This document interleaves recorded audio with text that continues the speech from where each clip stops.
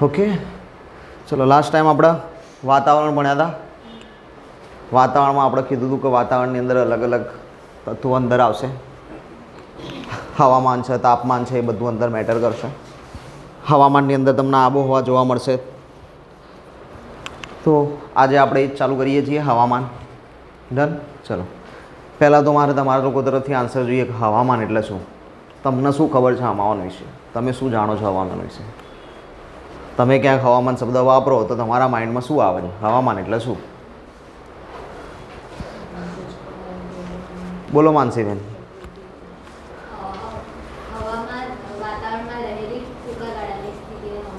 ટૂંકા ગાળાની સ્થિતિ હવામાન છે. ઓકે, ચલો. તનુષાબેન? નહીં ખબર? સ્નેહાબેન? નો આઈડિયા? નિરાલીબેન? કિંજલબેન? કોઈને ખબર જ નહીં? બોલો બોલો, જે ખબર હોય. માનસીબેને કીધું ને, એ તો વાતાવરણમાં જોઈ લીધું ને. એ તો વાતાવરણ, પ્રકૃતિ, વાતાવરણ બધું જ ભેગું થઈને હવા મળે આપણને કુદરતી. આપણે વાતાવરણ એટલે તો મેં તમને પહેલાં કીધું. પહેલાં આપણે વાતાવરણ સમજ્યા. વાતાવરણમાં આપણે શું કીધું હતું? આપણી આસપાસ આખું સ્ટેટમેન્ટ શું હતું? આપણી આસપાસ પૃથ્વીને વીંટળાઈને આવેલું હવાનું આવરણ એટલે વાતાવરણ. જન હવામાન શું છે? વાતાવરણની અંદર આવે. તમે હવામાનના વાતાવરણની બહાર ના લઈ જાઓ. બરાબર? હવામાન શું છે? વાતાવરણની અંદર આવતો ઓબ્જેક્ટ છે કે જેને હવામાન કહીશું. ડન. ચલો, કંઈ નહીં, જોઈએ એટલે વધુ સમજાશે. હવામાન એટલે ટૂંકા સમયગાળાની વાતાવરણની સરેરાશ પરિસ્થિતિ. કેવો સમયગાળો હોવો જોઈએ? ટૂંકો સમયગાળો હોય એવી વાતાવરણની સરેરાશ પરિસ્થિતિ. ડન. વાતાવરણમાં આપણે અલગ અલગ વસ્તુઓ જોઈ હતી કે ભાઈ તાપમાન આવશે, બીજી બધી વસ્તુઓ આવશે. તો આ બધું થઈને ભેગું થઈને શું બનાવે છે? હવામાન બનાવે છે. ડન. વાતાવરણનો જે એક ઓબ્જેક્ટ શું છે? હવામાન. કોઈ પણ સ્થળ પ્રદેશનું હવામાન તાપમાન, ભેજ, વરસાદ, હવાનું દબાણ, ધુમ્મસ, વાદળોના આધારે નક્કી થાય છે. હવામાન નક્કી કરવા માટે કઈ કઈ વસ્તુઓની જરૂર પડે? તો તાપમાન, ભેજ, વરસાદ, દબાણ, ધુમ્મસ, વાદળ વગેરેની જરૂર પડે. તો હવે હવામાન જોઈ લીધા પછી આપણે આ જ બધા પોઈન્ટ ભણવાના છે. હવામાન જોયા પછી આપણે તાપમાન ભણીશું, ભેજ ભણીશું, વરસાદ, દબાણ તો જો કે આ બધું ભણીશું એની અંદર આવી જશે ઓટોમેટિકલી. અને ધુમ્મસના વાદળે વરસાદમાં આવી જશે. ડન. તો આપણે આ બધું જ હવે હવામાન પછી ભણીશું. હવામાન સવાર, બપોર, સાંજ કે રાત્રિનું અલગ હોઈ શકે છે. ડન. કીધું ટૂંકો ગાળો. ડન. એટલે કે કલાકોના સમયની વાત થઈ છે. ભાઈ સવારનું હવામાન જુદું, બપોરનું જુદું, સાંજનું જુદું, રાત્રિનું જુદું થાય છે એવું. ચલો આપણે એક એક્ઝામ્પલ લઈએ. ફોર એક્ઝામ્પલ શિયાળાની વાત કરીએ. શિયાળામાં વહેલી સવારે ઠંડી લાગે, પછી કે બપોર પડતા સુધી પછી એવું થાય કે હવે સ્વેટર કાઢી નાખો. થાય એવું. પછી કે બપોરે 1-1:30 વાગે તો કે હવે પંખો ચાલુ કરવો પડશે. અમદાવાદની સ્થિતિની વાત છે. ગામડામાં ના જતા રહેતા વાજા, નહીં તો નહીં ચાલુ કરવો પડે. પછી જેમ જેમ ધીમે ધીમે શાંત થવા માંડે એટલે પાછું પંખો બંધ, પછી પાછું સ્વેટર ધીમે ધીમે શાંત પડશે. 6-7 વાગશે એટલે સ્વેટર આવી જશે. પછી રાત્રે ધાબળામાં બરાબર બહુ વધારે પડતું થશે ક્યાંક કે ના ઘરની અંદર તો નહીં મજા આવતી, તો બહાર જઈને તાપણું કરશું. થાય છે અલગ અલગ વસ્તુ. તો એ બધું જ આજે આપણે લખ્યું ને જ છે. હવામાન બદલાઈ રહ્યું છે. ડન. ક્લિયર. હવામાનના પોઈન્ટ્સ ખબર પડી ગયા. હવામાનમાં કેટલી કેટલી વસ્તુ ઇફેક્ટ કરે એ ખબર પડી ગઈ. ચલો આગળ વધીએ. હવે એક્ઝેક્ટલી હવામાનના અંદર આબોહવાની વાત કરીશું. હવામાન વાતાવરણની ટૂંકા સમયગાળાની પરિસ્થિતિ. સવારે ઠંડી, બપોરે ગરમી અને સાંજે વરસાદ પડવો હવામાનમાં શક્ય છે. હવામાન બધું જ શક્ય બનાવે છે. આપણે નહીં ઘણી વખત કે યાર સવારમાં તો ઠંડી લાગતી હતી, બપોરે પંખો ચાલુ કરીને એસી ચાલુ કરીને રહેવું પડ્યું, ને આ રાત્રે જો વરસાદ પડવા માંડ્યો. સી ખબર શું ધાર્યું છે. પણ એ હવામાન છે. હવામાનમાં બધું જ શક્ય છે, કરાય પડે. ડન. ચલો. હવામાન ખાતું હવામાનના સમાચાર અને હવામાનના નકશા રોજ બહાર પાડે છે. કોણ બહાર પાડશે? વેધર ફોરકાસ્ટ આવે છે ગુજરાતીમાં આપણને નહીં ખબર હતી કેમ કે ઇંગ્લિશ શબ્દમાં જ આવે છે. ડન કે વેધર ફોરકાસ્ટ. તો વેધર ફોરકાસ્ટ શું છે? માહિતી આપે. અત્યારે હાલ તો સ્માર્ટફોનની અંદર સુવિધા ઉપલબ્ધ થઈ ગઈ. તમને કહી દે કે ભાઈ આટલા ટાઈમ પછી વરસાદ આવશે અને આટલો ટાઈમ ચાલશે, આટલા ટાઈમ પછી બંધ થઈ જશે. એક્ઝેક્ટ પ્રોપર એવું જ થાય. ફોનમાં જે બતાવ્યું હોય એ જ પ્રમાણે વરસાદ બી ફોલો કરે. તો એ શું છે? વેધરકાસ્ટ. હવામાન ખાતા દ્વારા જે માહિતી પૂરી પાડવામાં આવી છે એ માહિતીના આધાર ઉપર ચાલી રહ્યું છે. પ્લસ અલગ અલગ ડિવાઇસીસની અંદર એઆઈ, આર્ટિફિશિયલ ઇન્ટેલિજન્સ, એઆઈની અંદર ડેટા ફિટ કરીને એને માહિતી આપવાનું કહેવામાં આવે કે ભાઈ તું માહિતી આપ, આ જૂનો ડેટા છે, તું કે હવે કેવી પરિસ્થિતિનું નિર્માણ થશે, કેવું હવામાન રહેશે. તો એઆઈ પણ હવે તો માહિતી આપતું થઈ ગયું છે. ચલો, પણ દિવસમાં કેટલી વખત રજૂ થાય? 2 વખત. ડન. સવાર સાંજ. ભારતમાં હવામાન ખાતાની મુખ્ય કચેરી ક્યાં છે? દિલ્હીમાં. બાજુમાં કોન્સ કરીને આપણે શું લખ્યું છે? પુણે. કારણ શું? હા, તો ભાઈ દિલ્હી ના લખત ને આપણે. ચલો, મુખ્ય કચેરી ક્યાં છે? તો કે દિલ્હીમાં. પણ એક બુકની અંદર આપણને એવું આપ્યું છે કે એની મુખ્ય કચેરી પુણેમાં પણ છે. ડન. એટલે હવે 2 જગ્યાએ અલગ અલગ માહિતી આપણને ઉપલબ્ધ થઈ. એક બુકમાં એવું કીધું કે દિલ્હીમાં છે અને બીજી બુકમાં એવું કીધું પુણેમાં છે. એટલે આપણે શું ચેક કરવા જઈએ કે ભાઈ ઓથેન્ટિકેશન કઈ? તો કે 2 બુક ઓથેન્ટિકેટેડ છે. હવે ઓનલાઈન સર્ચ કરો તો ઓનલાઈન સર્ચ કરો તો 2 મુખ્ય શાખા બતાવે છે કે 2 મુખ્ય કચેરી છે એની, એક દિલ્હીમાં છે ને એક પુણેમાં છે. ડન. એટલે હવે આ વસ્તુની પરિસ્થિતિ છે. એટલે તમારે 2 યાદ રાખવાનું. પરીક્ષામાં જો 2 પૂછાય, ઓપ્શન્સમાં 2 આપેલી હોય દિલ્હી અને પુણે, અને સીમાં એક ઓપ્શન્સ એ અને બી બંને ના મળતું હોય તો પછી જવાબ શું લખશું? દિલ્હી. ડન. તમારા માટે મોસ્ટ પ્રાયોરિટી આન્સર કયો છે? દિલ્હી. ઓકે. પણ કદાચ એવું થાય કે પરીક્ષામાં પૂછી લીધો પ્રશ્ન અને દિલ્હી ઓપ્શન્સમાં જ નહીં તો પુણે ખબર હોવી જોઈએ. પછી એવું ના થાય એ સમયે કે અમને તો સાહેબે દિલ્હી ભણાવ્યું, દિલ્હી તો ઓપ્શન્સમાં જ નહીં. ચલો, સમગ્ર દેશનું રોજે રોજનું હવામાન દર્શાવતા અહેવાલના નકશા દિવસમાં 2 વખત પ્રસિદ્ધ કરવામાં આવે. બધી જ માહિતી પૂરી પાડવામાં આવે કે આજે આખો દિવસ વાદળ કેવા રહેશે, વાદળ છવાયેલા રહેશે કે નહીં રહે, દિવસ દરમિયાનનું ટેમ્પરેચર કેટલું રહેશે, અમદાવાદમાં ટેમ્પરેચર કેટલું રહેશે. બરાબર. દરેક વસ્તુ અલગ અલગ ડિફાઇન કરીને આપે હવામાન ખાતું. ચલો, હવે મેન વસ્તુ આબોહવા. ડન. પ્રશ્ન પૂછું, હોમવર્ક આલું, તમે કહો એમ. ચલો, હોમવર્ક. હજી વ્યંજન સંધિ બાકી છે ને? સ્વ સંધિ ચાલ્યું તમારે? વ્યંજન સંધિ ચલાવવાની બાકી છે ને? એટલે હોમવર્ક આબોહવાની સંધિ. બરાબર. સંધિ જુદી કરવાની, આબોહવાની. ઓકે. હોમવર્ક છે, યાદ રાખજો. વ્યંજન સંધિમાં આવો. ચલો, સામાન્ય રીતે કોઈ પ્રદેશની 35 કે તેથી વધુ વર્ષોની સરેરાશ હવામાનની સ્થિતિ એટલે આબોહવા. મતલબ શું? હવામાનને ભેગું કરો એટલે શું બને? આબોહવા. કેટલા વર્ષ સુધી ભેગું કરવાનું હવામાન? 35 વર્ષ સુધી. બરાબર. 35 કે તેથી વધુ વર્ષની હવામાનની સ્થિતિને શું કહીશું? આબોહવા. એટલે આબોહવા શું છે? લાંબા ગાળાની વાતાવરણની પરિસ્થિતિ. ડન. જ્યારે હવામાન શું હતું? ટૂંકા ગાળાની પરિસ્થિતિ. ટૂંકા ગાળાની વાતાવરણની જે પરિસ્થિતિ છે એને શું કહેવાશે? હવામાન. અને લાંબા ગાળાની જે પરિસ્થિતિ છે એને શું કહીશું? આબોહવા. આબોહવા સ્થાનિક પરિસ્થિતિ એટલે કે તાપમાન, ભેજ, વરસાદ, હવાનું દબાણ, ધુમ્મસને ધ્યાનમાં રાખીને નક્કી કરવામાં આવે છે. આગળ વાતાવરણમાં સેમ આ જ બધા પોઈન્ટ હતા. ડન. એટલે આ બધા પોઈન્ટ હટાવીને આટલું આખું હટાવીને અહીંયા ડાયરેક્ટ ખાલી હવામાન લખી દેવામાં આવે તો ખોટું પડે. ડન. તો ડાયરેક્ટ તમને એવું બી આપે કે આબોહવા સ્થાનિક પરિસ્થિતિ મતલબ સ્થાનિક હવામાનની ધ્યાનમાં રાખીને નક્કી કરવામાં આવે છે. 2 સ્ટેટમેન્ટ સાચા છે, એક પણ સ્ટેટમેન્ટ ખોટું નથી. ઓકે. ચલો, યાદ રહેશે આટલું?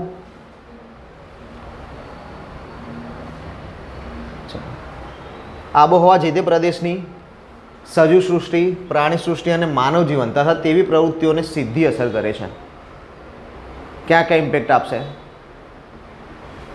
સજીવ સૃષ્ટિ ઉપર ઇમ્પેક્ટ થશે, પ્રાણી સૃષ્ટિ ઉપર ઇમ્પેક્ટ થશે અને માનવ જીવન ઉપર ઇમ્પેક્ટ થશે. ડન. આટલી બધી જગ્યા ઉપર ઇમ્પેક્ટ આપશે. ભારતીય આબોહવાને મોસમી આબોહવા કહેવામાં આવે છે. કેમ આપણે મોસમી કહીએ છીએ?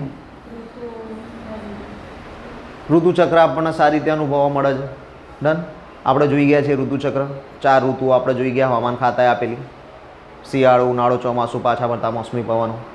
સૌથી વધુ સમયગાળો આપણે જોયો તો ચોમાસાનો, સૌથી ઓછો સમયગાળો જોયો તો પાછા ફરતા મોસમી પવનોનો. ડન. એશિયામાં આ પ્રકારની આબોહવા મુખ્યત્વે દક્ષિણ તથા દક્ષિણ પૂર્વ ભાગમાં જોવા મળે છે. વાત હવે ભારતની નહીં થતી, વાત શેની થાય છે? એશિયા ખંડની. એશિયા ખંડમાં આવા પ્રકારની એટલે કેવી? મોસમી આબોહવા મુખ્યત્વે ક્યાં ક્યાં જોવા મળે? તો કે દક્ષિણ પૂર્વમાં જોવા મળે. તો આપણો ભારત દેશ એશિયામાં કઈ તરફ છે? એશિયાની અંદર ભારત દેશનું સ્થાન કઈ બાજુ? દક્ષિણ ગોળાર્ધની વાત આવતી જ નથી આમાં. ભારત ઉત્તર ગોળાર્ધમાં જ છે, દક્ષિણ ગોળાર્ધના ભારત જોડે કંઈ લેવા દેવા નથી. ડન. આપણે વાત કરી રહ્યા છીએ ખાલી ને ખાલી એશિયા ખંડની. એશિયા ખંડમાં ભારતનું સ્થાન ક્યાં? દક્ષિણમાં, દક્ષિણ પશ્ચિમમાં, દક્ષિણ પૂર્વમાં, ક્યાં? ડન. દક્ષિણ. તો યાદ રાખજો, દક્ષિણમાં ભારત છે, મોસમી આબોહવા મળી. એ સિવાય ક્યાં મળશે? દક્ષિણ પૂર્વમાં. દક્ષિણ પૂર્વ એટલે કયા પ્રદેશ આવશે?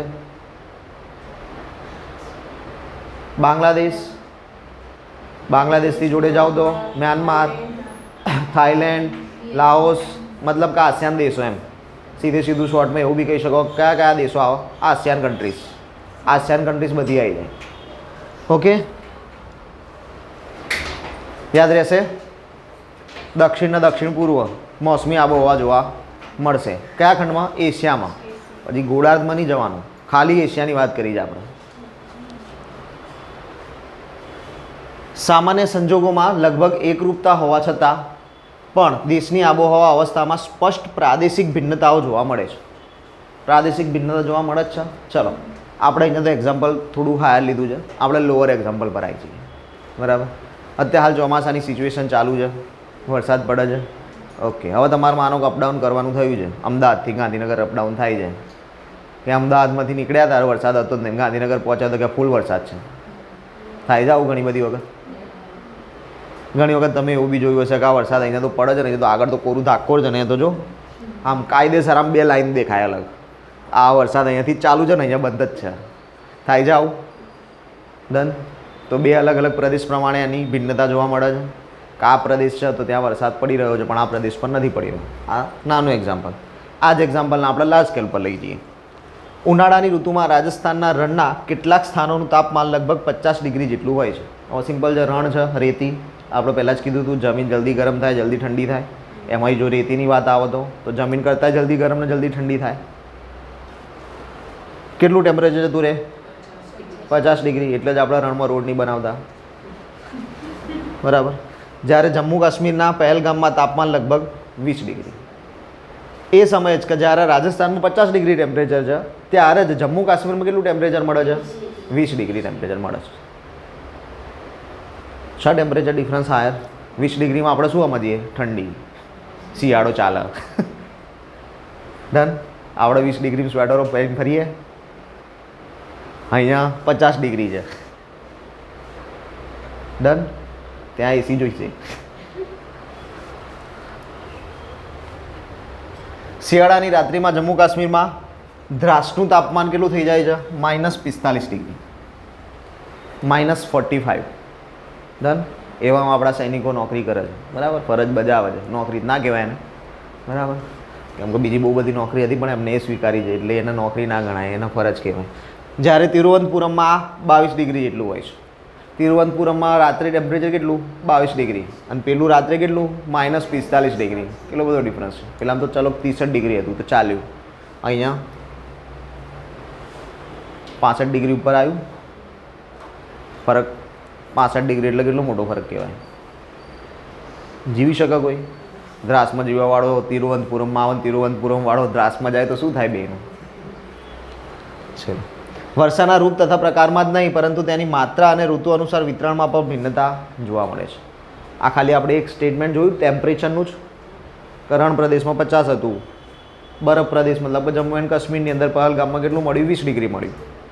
દ્રાસની અંદર -45 મળ્યું. તિરુવનંતપુરમમાં 22 મળ્યું. તો આ ટેમ્પરેચરની જ વાત કરી. પણ કે ખાલી ટેમ્પરેચર જ નહીં, પરંતુ ઋતુના અનુસાર એનું વિતરણ પણ જુદું જુદું છે. મતલબ ચલો આપણે એક એક્ઝામ્પલ તરીકે લાસ્ટ લેક્ચરમાં બી વાત કરી હતી. સૌથી પહેલાં ચોમાસું ક્યાં આવે? તમિલનાડુમાં. સૌથી છેલ્લે ક્યાંથી પૂરું થાય? તમિલનાડુથી. ડન. તો આનો મતલબ તમિલનાડુમાં વરસાદ આવે ત્યારે શું આખા ભારતમાં વરસાદ હતો?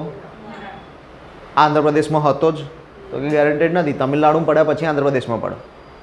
ડન. તો આ વસ્તુ છે. કેરળમાં તમિલનાડુની જોડે જ કેરળ છે.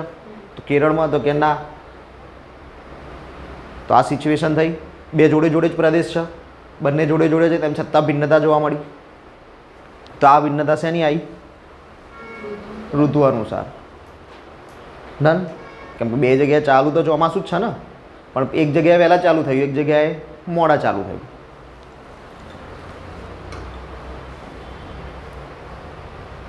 હિમાલયમાં મોટા ભાગે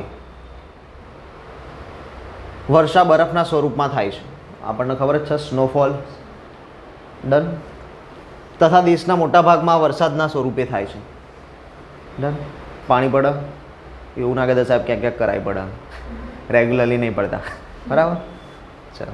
વાર્ષિક રીતે વરસાદમાં ભિન્નતાની દ્રષ્ટિએ જોતા મેઘાલયમાં લગભગ 400 સેન્ટીમીટર જેટલી વર્ષા થાય છે.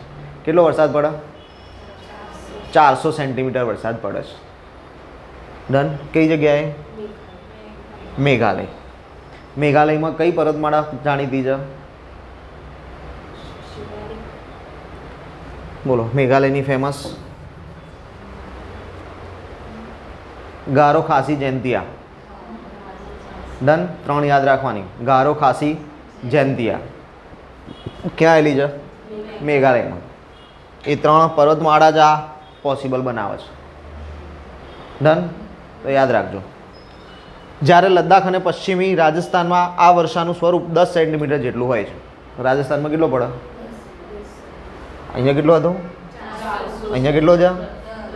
કેટલા ગણો વધારે પડે? કેટલા ગણો વધારે પડે? 400 ગણો. ઘણું કીધું છે. ડાયરેક્ટ મલ્ટિપ્લિકેશન આવે. કેટલા જોડે મલ્ટીપ્લાય કરો તો 400 જવાબ આવે? તો કેટલા ગણું કહેવાય? 40 ગણું. ડન. તો કેટલા ગણો વધારે છે? 40 ગણો વધારે છે. હા, એકાદ બે ગણું હોય તો થોડું સમજમાં આવે. 40 ગણું છે. 6 મેજર ડિફરન્સ. ચલો. સૌથી ઓછો ક્યાં પડે છે? રાજસ્થાન અને લદ્દાખ. દેશના મોટા ભાગના જૂનથી સપ્ટેમ્બર સુધી વરસાદ થાય છે. આપણે જોયું હતું જૂન, જુલાઈ, ઓગસ્ટ, સપ્ટેમ્બર 4 મહિના હવામાન ખાતાએ ચોમાસા માટે ફાળવી દીધા. તો આ 4 મહિના દરમિયાન જ વરસાદ થઈ રહ્યો છે મોટા ભાગે. પરંતુ કેટલાક ક્ષેત્રોમાં જેવા કે તમિલનાડુ તટ પર મોટાભાગે વરસાદ ઓક્ટોબર નવેમ્બરમાં થાય છે. પાછા ફરતા મોસમી પવનો તમિલનાડુમાં વરસાદ આપે છે. ડન. એટલે જ આપણે કીધું હતું ચોમાસું પૂરું ક્યાં થાય? તમિલનાડુમાં. ચાલુ ક્યાં થાય? તમિલનાડુ. સૌ પહેલાં તમિલનાડુની અંદર વરસાદ પડે અને સૌથી છેલ્લે તમિલનાડુમાં જ વરસાદ પડે. ડન. તમિલનાડુમાં વરસાદનો સમયગાળો કેટલો? 6 મહિના. એ 6 મહિના વરસાદ ભોગવો અને તેમ છતાં ચેન્નઈમાં પાણીનો દુકાળ છે. ડન. એટલે આપણે શું કર્યું છે? Rain water harvesting. Okay. Rain water harvesting એટલે શું? વરસાદી પાણીનો સંગ્રહ. એના માટે હાલ સરકારે કઈ યોજના લાગુ પાડી? ખંભાતી કૂવા, પરપોલેટિંગ વેલ. ડન. તો બાંધકામ સમયે હવે હાલ સરકારે આને શું કરી દીધું? કમ્પલસરી. કે તમે નવું બાંધકામ કરો છો તો તમારી જોડે પરપોલેટિંગ વેલ, ખંભાતી કૂવો તમારો પોતાનો પર્સનલ હોવો જરૂરી છે કે જેમાં વરસાદી પાણીનો સંગ્રહ થશે. ડન છે. ચલો. વરસાદ થવામાં અમુક કારણો ભાગ ભજવે છે, જેમ કે સમુદ્રથી ભૂમિ સ્વરૂપનું અંતર. ભૂમિ સમુદ્રથી કેટલી દૂર છે? જેટલું સમુદ્રથી નજીક એટલો વરસાદ સારો, જેટલું સમુદ્રથી દૂર એટલો વરસાદ ઓછો. એક્ઝામ્પલ તરીકે આપણે દિલ્હી ધારીએ. દિલ્હીમાં બહુ બધા ઇમ્પેક્ટ છે, પણ હાલ આપણે ખાલી સમુદ્રના અનુસંધાને વાત કરીએ. દિલ્હી સમુદ્રથી ઘણું દૂર, અરબ સાગરથી ઘણો તો બી, બંગાળની ખાડીથી ઘણો તો બી, બે રીતે દૂર છે દિલ્હી. તો દિલ્હીમાં વરસાદ આપણને કેવો જોવા મળે છે? નહીવત. ડન. પડી જાય તો ધોધમાર પડી જાય, પાણી ભરી નાખે, બેઝમેન્ટ્સ બધા ફૂલ થઈ જાય, અને નહીં પડતો તો કશું જ નહીં. પરિસ્થિતિ આ જોવા મળે છે. પણ સામે તમે તમિલનાડુ, આંધ્રપ્રદેશ, કેરળ, કર્ણાટક, ગુજરાત, આપણા સ્ટેટ્સની વાત કરો તો એવરેજ વરસાદ વ્યવસ્થિત રીતે આવે છે. દુકાળની કોઈ પરિસ્થિતિ જોવા મળે છે. ડન. તો આ વસ્તુ શું? દરિયા કિનારે જેટલા નજીક છો ત્યાં એટલો જ સારો વરસાદ મળશે. દરિયા કિનારાથી જેટલા દૂર જશો એટલો વરસાદ ઘટશે. ઓકે, તો વરસાદ હાલ નહીં જોતા, વરસાદનો તો એક લેક્ચર અલગથી આવશે. બરાબર, ત્યારે આખો વરસાદ આપીશું. ઉત્તર ભારતનું સમુદ્રથી અંતર વધારે હોવાથી પૂર્વ અને પશ્ચિમ ભારત કરતાં ઓછો વરસાદ મેળવે છે. બરાબર, ઉત્તર ભારત, જમ્મુ એન્ડ કાશ્મીર સમુદ્રથી ઘણું દૂર, તો વરસાદ ઓછો. ક્લિયર છે? હવે આપણે આની આગળ જ જોઈ ગયા હતા, સૌથી ઓછો વરસાદ ક્યાં પડે? લદ્દાખ અને રાજસ્થાન. ચલો, લદ્દાખ અહીંયા સેટ થઈ ગયું, રાજસ્થાન થયું. પૂર્વ અને પશ્ચિમ ભારત કરતાં ઓછો વરસાદ ત્યાં પડે છે ઉત્તરમાં. હવે વાત ક્યાં થઈ? રાજસ્થાનની. રાજસ્થાન કઈ દિશામાં આવ્યું? પશ્ચિમ, સમુદ્ર કિનારાની જોડે આવ્યું. ઓલમોસ્ટ તો જોડે જ કહેવાય, ગુજરાતની જોડે છે. એટલે ગુજરાત પછી તો તરત એ જ આવે ને. જમ્મુ કાશ્મીર તો એના પછી આવે, તો જમ્મુ કાશ્મીર કરતાં તો રાજસ્થાનમાં વધારે આવવો જોઈએ. પણ એની વાતાવરણની બીજી પરિસ્થિતિઓ ક્રિએટ થાય છે, જેમ કે રણ પ્રદેશ ને એ બધું, એના કારણે ત્યાં વરસાદ ઓછો છે. એ બધા ઇમ્પેક્ટ્સ ક્યાં ભણીશું? વરસાદમાં. ડન. હાલ આપણે વરસાદ નહીં ભણતા, હાલ શું ભણીએ છીએ? આબોહવા. આબોહવાના અનુસંધાને જેટલું આવતું તેટલું જોઈ લીધું. આબોહવાના તત્વો જો બે વસ્તુ અલગ અલગ આવશે. એક આવશે આબોહવાના તત્વો અને બીજા આવશે આબોહવાના પરિબળો. બે જુદા જુદા છે. પહેલું છે સૂર્યઘાત. ડન. તત્વમાં પહેલું શું છે? સૂર્યઘાત. સૂર્યમાંથી મળતી ગરમીને સૂર્યઘાત કહેવાય. સૂર્યમાંથી વાતાવરણને જે ગરમી મળશે એને શું કહીશું? સૂર્યઘાત. જમીનને જે ગરમી મળશે એને શું કહીશું? સૂર્યઘાત. પાણીને જે ગરમી મળશે એને શું કહીશું? સૂર્યઘાત. સૂર્યઘાતનું પ્રમાણ અક્ષાંશ પ્રમાણે જુદું જોવા મળે છે. આપણે જોઈ લીધું હતું, પૃથ્વી ઉપર સીધા અક્ષાંશ ઉષ્ણકટિબંધમાં પડે. ડન. ઉષ્ણ સમશીતોષ્ણ કટિબંધવાળા વિસ્તારમાં સીધા પડશે. શીત કટિબંધમાં ત્રાંસા. ડન. તો અક્ષાંશોની સ્થિતિ પણ એ પ્રમાણે ચેન્જ થઈ ને, એટલે ડિપેન્ડ્સ એના ઉપર કર્યું એને અક્ષાંશ પ્રમાણે જુદું જુદું. ઉષ્ણ કટિબંધમાં સૂર્યના કિરણો લંબ પડતા હોવાથી તાપમાન ઊંચું રહે છે. સીધા આવે છે તો તાપમાન વધારે, એટલે કે વિષુવવૃત્ત 0 ડિગ્રી અક્ષાંશ. ધ્રુવ પ્રદેશમાં સૂર્યના કિરણો ત્રાંસા પડતા હોવાથી તાપમાન નીચું રહે છે. ઉત્તર ધ્રુવ, દક્ષિણ ધ્રુવ, સૂર્યના કિરણો ક્રોસ થઈ જશે, ત્રાંસા થઈ જશે, ઇમ્પેક્ટ ઘટી જશે, તો એના કારણે કેવું રહેશે? ટેમ્પરેચર લો રહેશે. ડન છે. વિષુવવૃત્ત પર કેવું થશે? સીધું પડશે, તો ટેમ્પરેચર વધારે. આનું એક્ઝામ્પલ લેવું હોય તો રોજ આમાં કેવું, જો અમુક એક્ઝામ્પલ્સ આપણે રોજબરોજની જીવનમાં વિચારવાના તો જલ્દી યાદ રહે.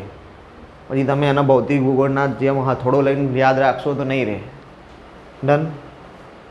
કેવી રીતે વિચારી શકાય? તો કે આવા આપણે એક વિચારીએ, ચલો લાઇટર લઈને દૂધ ગરમ કરવું છે.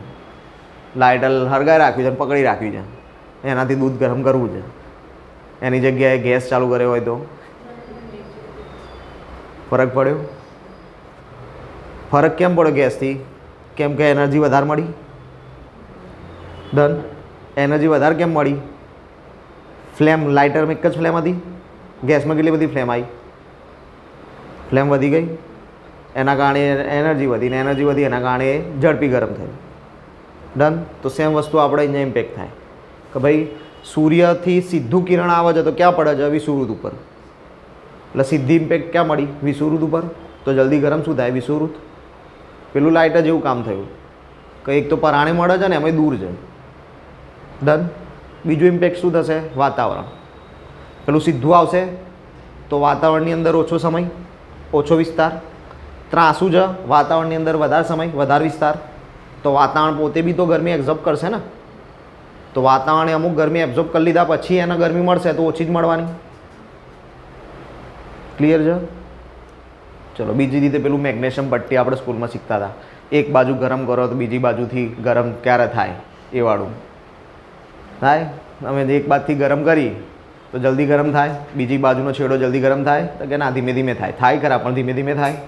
તો આ સેમ વસ્તુ થઈ કે સીધી ઇમ્પેક્ટ ક્યાં છે? વિષુવવૃત્તના પોર્શન પર. તો વિષુવવૃત્તવાળું પોર્શન ગરમ થતાં થતાં ધ્રુવ તરફ જશે. આ રીતે બી યાદ રાખી શકાય. ડન. અલગ અલગ વસ્તુઓથી યાદ રહી ગયું. યાદ રહેશે. હવે સૌથી વધુ ગરમી ક્યાં હશે? વિષુવવૃત્ત ઉપર. ઠંડી ક્યાં હશે? ધ્રુવો ઉપર. કારણ શું છે? સૂર્યના કિરણો. બરાબર. મૂળ આપણે શું યાદ રાખવાનું છે? સૂર્યઘાત. સૂર્યઘાત અને તાપમાન પરથી જે તે પ્રદેશની આબોહવા ગરમ ઠંડી સમ કે વિષમ છે તે નક્કી કરી શકાય છે. આવી ગયું? સૂર્યઘાત કેવો છે એના ઉપરથી આબોહવા નક્કી થઈ જશે. સૂર્યઘાત વધારે છે તો આબોહવા કેવી? ગરમ. સૂર્યઘાત ઓછો છે તો આબોહવા કેવી? ઠંડી. સૂર્યઘાત એવરેજમાં છે તો આબોહવા કેવી? વિષમ. ચલો, સમ વિષમ ને એ બધું આપણે જોઈશું આગળ આબોહવામાં છે. ચલો, દબાણ અને પવનો આપણે જોઈ રહ્યા છીએ. આબોહવાના તત્વો પહેલું જોયું સૂર્યઘાત, બીજું આવ્યું છે દબાણ અને પવન. અક્ષાંશ, સૂર્યથી અંતર, પ્રાકૃતિક રચના, ભૌગોલિક સ્થાન, ઊંચાઈ, જંગલ પ્રદેશ વગેરે કારણસર હલકા અને ભારે દબાણો રચાય છે. અહીંયા વાત કરી છે દબાણની. દબાણ રચાવવા માટેના કારણો શું છે? તો કે આ બધા જે આપ્યા છે દબાણના કારણો છે. આ બધામાં ક્યાંક હલકું દબાણ હશે, ક્યાંક ભારે દબાણ હશે. ડન. પરિસ્થિતિ પ્રમાણે દબાણ ચેન્જ થશે. વિષુવવૃત્તના પ્રદેશમાં ગરમીને કારણે હલકું દબાણ અને ધ્રુવમાં ઠંડા પ્રદેશને કારણે ભારે દબાણ અનુભવાય છે.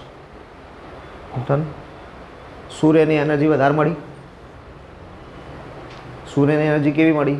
વધારે. વિષુવવૃત્તની વાત છે. વિષુવવૃત્ત પર સૂર્ય એનર્જી કેવી મળશે? વધારે મળશે. તો આપણે આગળ જઈએ પાછળના લેક્ચર્સમાં આપણે યાદ રાખ્યું હતું કે જ્યાં ગરમી વધારે મળે ત્યાં ઘનતા કેવી હોય? ઓછી. ઘનતા ઓછી થઈ ગઈ તો એના કારણે શું થશે? પ્રેશર. બોલો, અહીંયા લખ્યું છે ને, પ્રેશર કેવું થઈ જાય? ઓછું. કારણ શું? ઘનતા ઘટી ગઈ. ડન. ઘનતાથી સમજવાનું શું? બરફ સમજો. ફોર એક્ઝામ્પલ બરફ.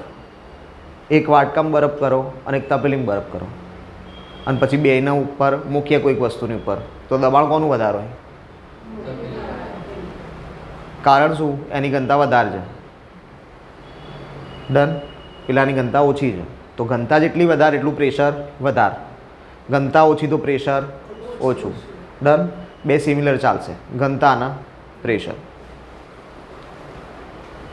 આમ વિવિધ પરિબળોની અસરને કારણે હલકા અને ભારે દબાણ રચાય છે. ભારે દબાણ પરથી હલકા દબાણ તરફ હવા ગતિ કરે છે.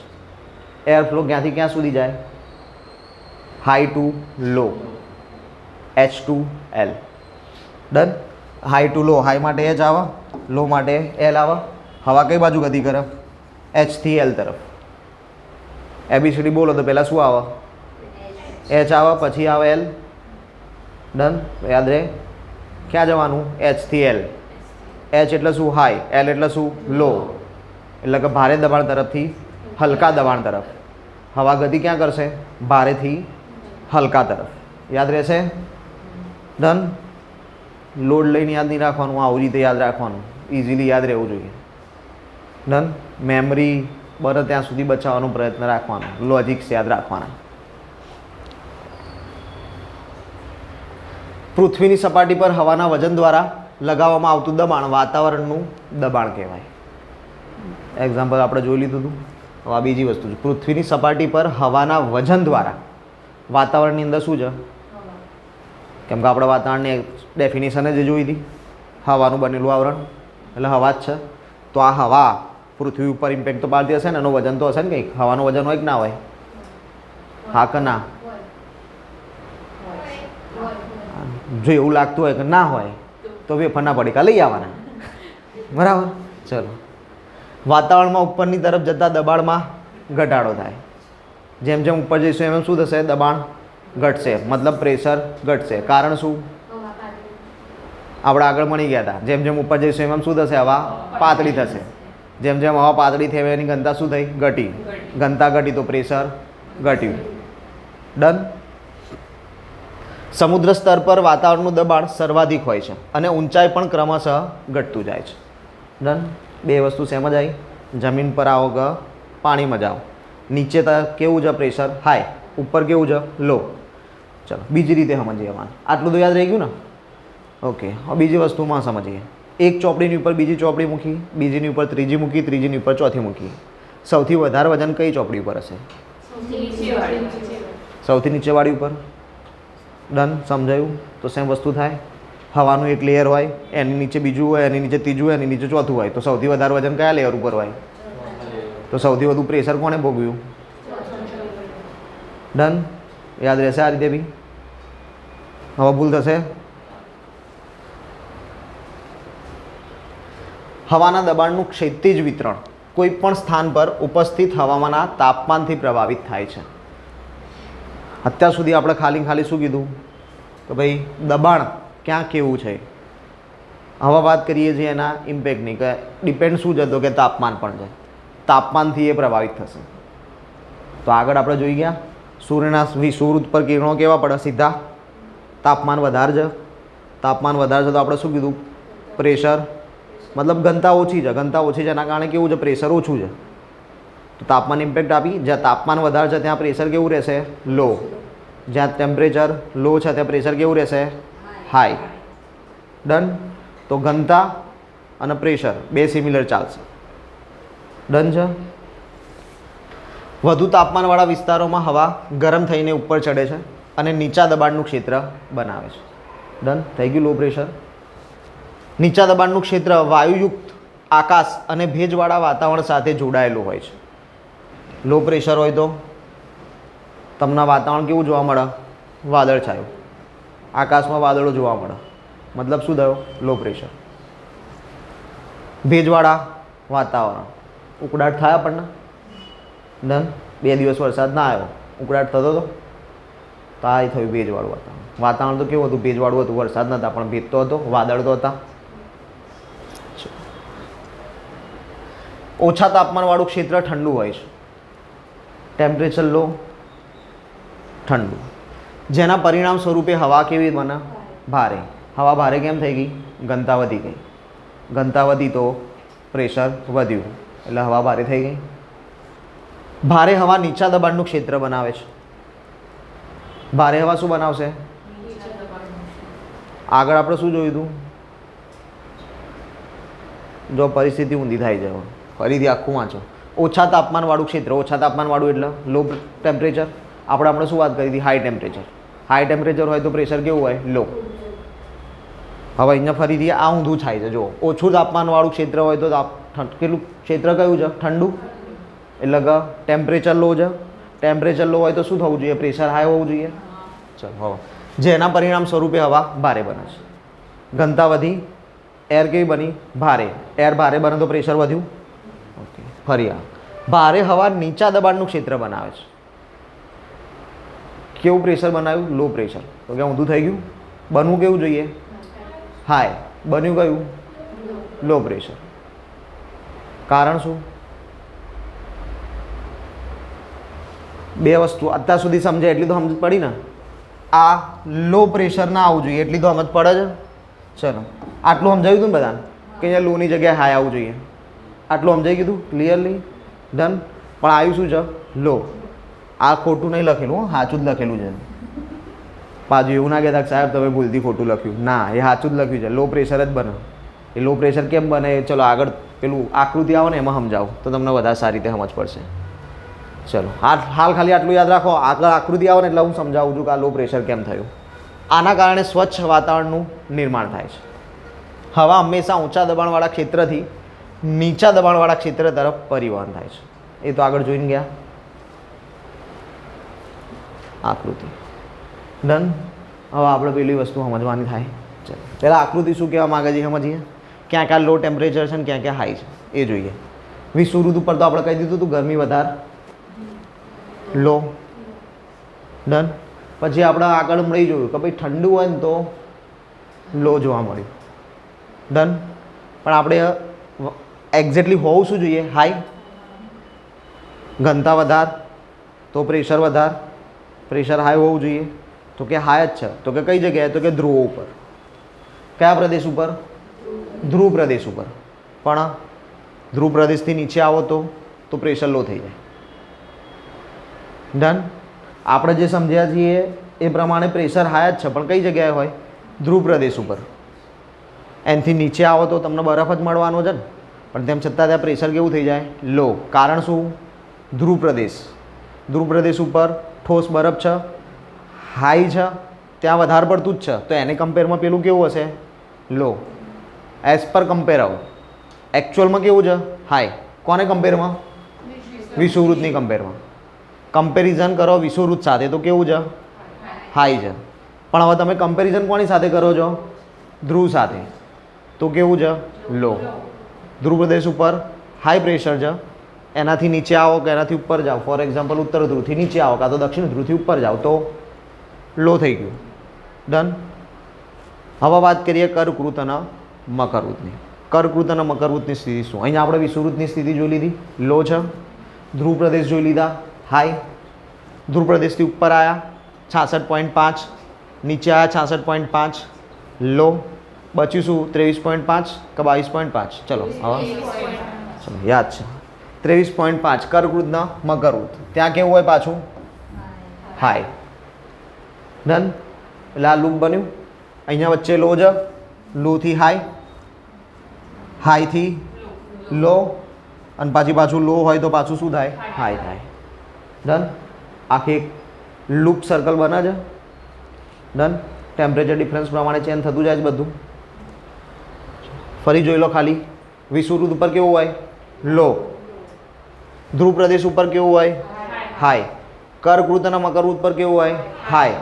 અને 66.5 66.5 અયનવૃત્તો ઉપર કેવું હોય લો. ડન. યાદ રહેશે ક્લિયર.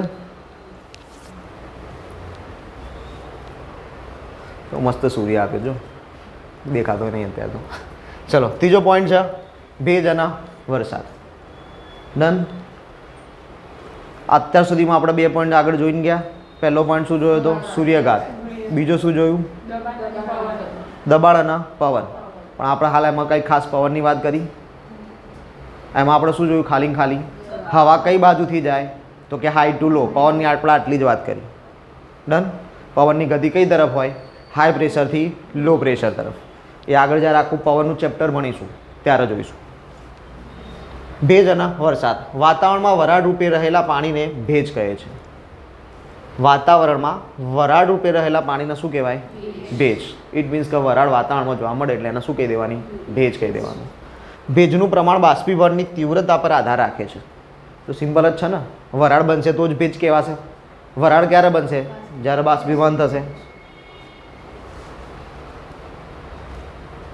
સૂકા રણ પ્રદેશમાં ઓછા વરસાદને કારણે અને ધ્રુવ પ્રદેશમાં નીચા તાપમાનને કારણે બાષ્પીભવન મંદ હોવાથી હવામાં ભેજનું પ્રમાણ ઓછું હોય છે. તેથી ત્યાં વરસાદ કેવો પડે છે ઓછો પડે છે. ડન. હવે આમાં સવાલ ચલો. રણ પ્રદેશ છે તો આ સમજમાં આવી ગયું. રણ પ્રદેશ છે પાણી નથી તો બાષ્પીભવન ના થાય. થોડું સ્વાભાવિકતામાં આવે પણ બરફમાં કારણ શું? જમ્મુ કાશ્મીર લઈ લો. આપણે ઉત્તર ધ્રુવ દક્ષિણ ધ્રુવ નથી જવું. ચલો જમ્મુ કાશ્મીર બરફ જ છે ને. આપણે લદ્દાખ જોયું સૌથી ઓછો વરસાદ. કારણ શું?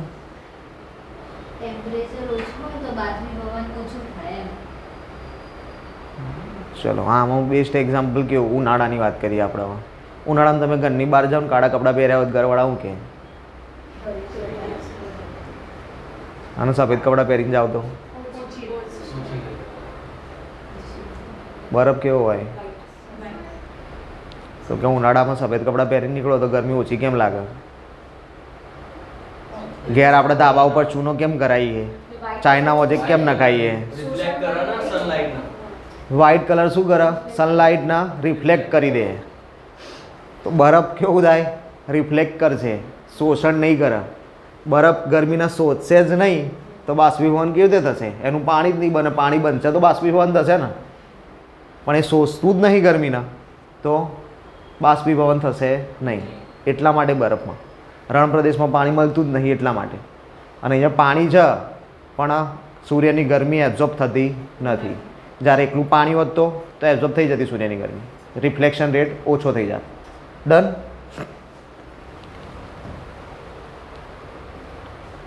વિષુવવૃત્તીય પ્રદેશમાં સૂર્યના કિરણો 12 માસ લંબ પડતા હોવાથી બાષ્પીભવન સૌથી વધુ થાય. સૂર્યના કિરણો સૌથી વધારે આવે. પાણીનો જ જથ્થો છે, બરફ તો છે નહીં, તો બાષ્પીભવન કેવું રહેશે? મેક્સિમમ.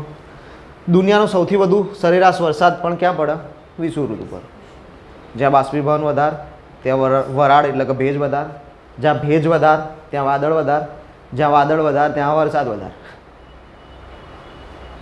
સિમ્પલ લોજિક છે, આમાં કંઈ આપણું મગજ દોડાણ થતું નથી. એટલે સૌથી વધુ વરસાદ ક્યાં પડે છે? વિષુવવૃત્ત ઉપર.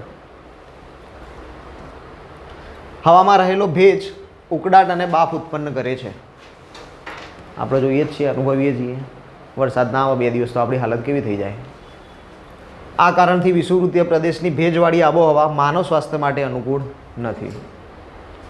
ડન. વરસાદ બંધ થઈ જાય, 2 દિવસ થઈ ગયા હોય તો બીમારી ચાલુ થઈ જાય. શરદી થઈ ગઈ, ખાંસી થઈ ગઈ, તાવ આવી ગયો, થાય બધા પ્રોબ્લેમ. હા ભાઈ, મચ્છરના ના લાવતા હાલ આપણે. મચ્છર સાઈડ રાખો, એડિસ ઇજિપ્તી પછી વાત. ચલો, આ રીતે ભેજ અને વરસાદના કારણે સૂકી અને ભેજવાળી આબોહવા નક્કી થાય છે. ભેજ અને વરસાદ શું નક્કી કરે છે? આબોહવાનો પ્રકાર, કે એ સૂકી રહેશે કે ભેજવાળી રહેશે. ડન. આબોહવા પર અસર કરતા પરિબળો. આપણે અત્યાર સુધી શું જોયા? તત્વો. પહેલું તત્વ કયું હતું? સૂર્યઘાત. બીજું શું હતું? દબાણ. ત્રીજું ભેજ અને વરસાદ. પૂરું થઈ ગયું. હવે સીધું શું આવી ગયા? પરિબળો. પરિબળોની સંખ્યા વધારે છે, 7-8 પરિબળ મળશે આપણને. આબોહવાના તત્વ અને પરિબળ વચ્ચે તફાવત. આબોહવાના તત્વો આબોહવાનું શું કરે? નિર્માણ. મતલબ કે હાલ જે આપણે જોઈ ગયા એનાથી શું થાય? આબોહવાની રચના થાય. પણ પરિબળો શું કરે? એના ઉપર ઇમ્પેક્ટ આપે. ડન. તો કે આબોહવાનું નિર્માણ કોણ કરશે? સૂર્યઘાત, દબાણ, પવનો, અને ત્રીજું આપણે જોયું ભેજ અને વરસાદ. આટલી વસ્તુ શું કરશે? આબોહવાનું નિર્માણ કરશે. પણ હવે કે સૌ પહેલું જોયું સૂર્યઘાત. તો સૂર્યઘાત ઉપર ઇમ્પેક્ટ શું આપે? ક્યાં સૂર્યઘાત વધારે ને ક્યાં સૂર્યઘાત ઓછો? તો એ આવા આબોહવાના પરિબળો. ડન. સેમ એવી જ રીતે આપણે જોઈએ દબાણ. તો કે ક્યાં દબાણ વધારે છે, ક્યાં દબાણ ઓછું છે? ઇમ્પેક્ટ ક્યાં આવશે? પરિબળો. એટલે આ બધી જ વસ્તુ ક્યાં મળશે? પરિબળો મળશે. તો હવે આપણે એક એક કરીને જોઈએ કે ક્યાં ક્યાં શું પ્રોબ્લેમ્સ થશે. પહેલું છે અક્ષાંશ. અક્ષાંશ રેખાંશ ભૂલી નહીં ગયા ને? ઊભું હોય એને શું કહેવાય? આડું હોય એને શું કહેવાય? અક્ષાંશની સંખ્યા કેટલી? અક્ષાંશની સંખ્યા કેટલી?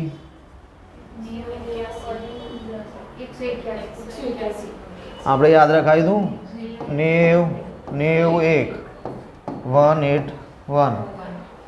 એક એટલે શું? તો કે 0 વિષુવવૃત્ત વાળું. વિષુવવૃત્તથી ઉપર 90 ને વિષુવવૃત્તથી નીચે 90. ટોટલ કેટલા? 181. આવું સાદું સિમ્પલ ગણિત એટલે તો 181 નો આંકડો યાદ નથી રખાય, સરવાળો જ યાદ રખાયો. ભૂલી જાવ તો એ ચિંતા નહીં, યાદ કરીને લખી દેવાય. ચલો, રેખાંશ કેટલા? ટોટલ 360. હવે આ 360 જ કેમ થાય? કેમ કે 0 પોતે 360 છે એટલા માટે. 0 ને 360 બે એક જ છે. ચલો, અક્ષાંશની વાત કરીએ. અક્ષાંશ આબોહવા પર અસર કરનારું મહત્વનું પરિબળ. વિષુવવૃત્તીય પ્રદેશમાં સૂર્યના કિરણો લંબ પડે. કેટલી વખત આજના જ લેક્ચરમાં સ્ટેટમેન્ટ કેટલી વખત આવ્યું? 3જી 4થી વખત ભટકાયું. તો યાદ રાખજો કે આ વસ્તુ તો આમ પેલું કહેવાય ને કે હું મધી ઉઠાડી પૂછન તો ખબર હોવી જોઈએ કે હા ભાઈ લંબ જ પડે છે. ગરમી કેવી પડે છે? વધારે. બાષ્પીભવન વધારે. વરસાદ વધારે. આખું સ્ટેટમેન્ટ આગળ કોપી પેસ્ટ થયેલું છે. આગળ જોઈને આવ્યા છીએ. ઓકે. આ પ્રદેશમાં આબોહવા ગરમ અને ભેજવાળી બનશે. કારણ શું થશે? એના કારણે આબોહવા કેવી બનશે? ગરમ. કેમ? કેમ કે ગરમી વધારે મળી. ભેજવાળી કેમ? કેમ કે વરસાદ વધારે આવ્યો. ડન. તો આબોહવા કેવી થઈ ગઈ? ગરમ અને ભેજવાળી. તો આના આધારે તમે કહી શકો કે વિષુવવૃત્ત પર કેવી આબોહવા અનુભવાય? ગરમ અને ભેજવાળી. ડન. આટલું આપણે આગળ જોઈ ગયા હતા, પણ આ વસ્તુ જોઈ હતી તો કે ના, આ વસ્તુ અહીં જ ખબર પડી. ડન. વિષુવવૃત્ત પર આબોહવા કેવી મળશે? ગરમ અને ભેજવાળી. કારણ શું? તો કે એટલા માટે જ આપણે કીધું કે યાદ એવું રાખવાનું કે જેથી કરીને બીજી વસ્તુ યાદ રાખવાની જરૂર ના પડવી જોઈએ. ડન. પરીક્ષામાં વિષુવવૃત્ત પર આબોહવા કેવી એવું પૂછાય તો આપણને કદાચ આવડતું હોય કે ના આવડતું હોય, આપણે જાતે પેલી વસ્તુ આવડતી હોય તો નક્કી કરી શકીએ કે ભાઈ સીધા કિરણો પડે, ગરમ આબોહવા. વરસાદ વધારે પડે, ભેજવાળી આબોહવા. ગરમ અને ભેજવાળી. ડન.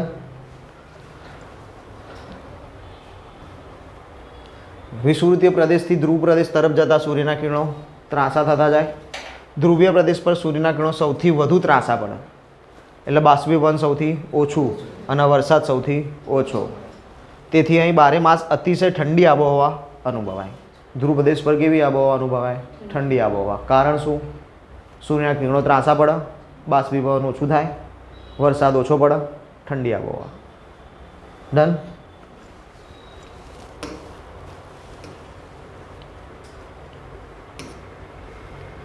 ચલો હવે વાત કરીએ ભૂમધ્ય પ્રદેશ. 30 થી 45 ડિગ્રીનો અક્ષાંશ પટ્ટો. વિષુવવૃત્તની વાત થઈ ગઈ, ધ્રુવ પ્રદેશની વાત થઈ ગઈ. એના વચ્ચેની વાત કરીએ. ઉનાળામાં સૂકી અને શિયાળામાં હુંફાળી તથા ભેજવાળી આબોહવા હોય છે. કે હવે સમયગાળા પ્રમાણે બદલાય છે, એક જેવી રહેતી નથી. વિષુવવૃત્ત અને ધ્રુવ પર તો કે એક જેવી જ છે, બારે માસ જ્યારે જાઓ ત્યારે કંઈ ફરક નહીં પડતો. ડન. જ્યારે ભૂમધ્યમાં આવો તો કે સમયગાળા પ્રમાણે ચેન્જ. શિયાળો ઉનાળો હોય તો ચેન્જ, ચોમાસું હોય તો ચેન્જ. ડન. તો કે ઉનાળામાં કેવી હોય? સૂકી હોય. શિયાળામાં કેવી હોય? હુંફાળી તથા ભેજવાળી. ડન. કઈ જગ્યાએ? 30 થી 45 અક્ષાંશ. ઓકે. ભારત આવક ના આવે? ભારત આવક ના આવે? બોલો, આવશે કે નહીં આવે? નહીં આવે. ચલો, ભારતના અક્ષાંશ શું? કેટલાથી કેટલા અક્ષાંશ વચ્ચે આવેલું છે ભારત? અક્ષાંશ કહું છું, રેખાંશ નહીં. આ લાઇન્સ: જમ્મુ એન્ડ કાશ્મીર, કન્યાકુમારી. નહીં ખબર? જો આ બેઝિક ઇન્ફો છે, બરાબર. આવી ઇન્ફોર્મેશન્સ એવું એક્સપેક્ટ નહીં રાખવાનું કે ચલાયેલી હોય તો જ આવડે. આવી ઇન્ફોર્મેશન્સ તમને પહેલેથી ખબર હોવી જોઈએ. અક્ષાંશ કેટલેથી કેટલા છે, રેખાંશ કેટલેથી કેટલા છે, ભારતના કેટલા છે, ગુજરાતના કેટલા છે. એશિયાના નહીં યાદ રાખો ચાલશે, કોઈ નહીં પૂછતું, પણ ગુજરાતના ભારતના યાદ રાખવા પડશે.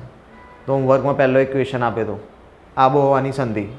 બીજો ક્વેશ્ચન, ગુજરાતના અક્ષાંશ રેખાંશ, ભારતના અક્ષાંશ રેખાંશ. હોમવર્કના 2 ક્વેશ્ચન્સ થયા તમારા.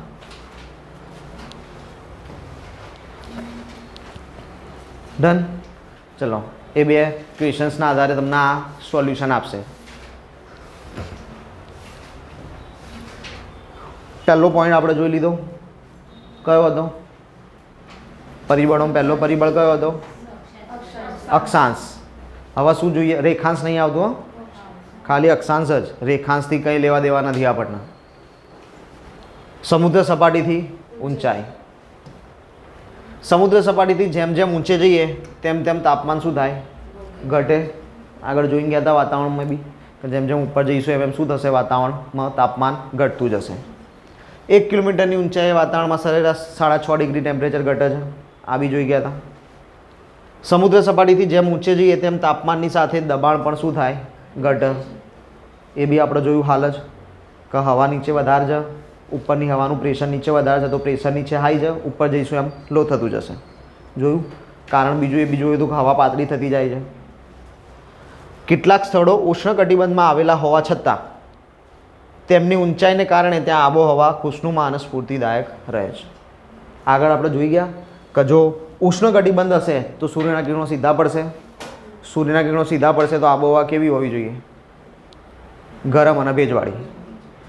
પણ ત્યાં કેવી છે? ખુશનુમા અને સ્ફૂર્તિદાયક.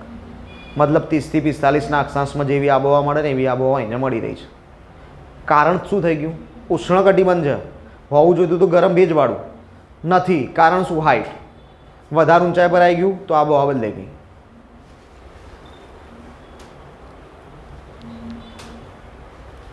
દક્ષિણ અમેરિકા ખંડના ઇક્વાડોરનું ક્વિટિકો શહેર વિષુવવૃત્ત પર આવેલું છે.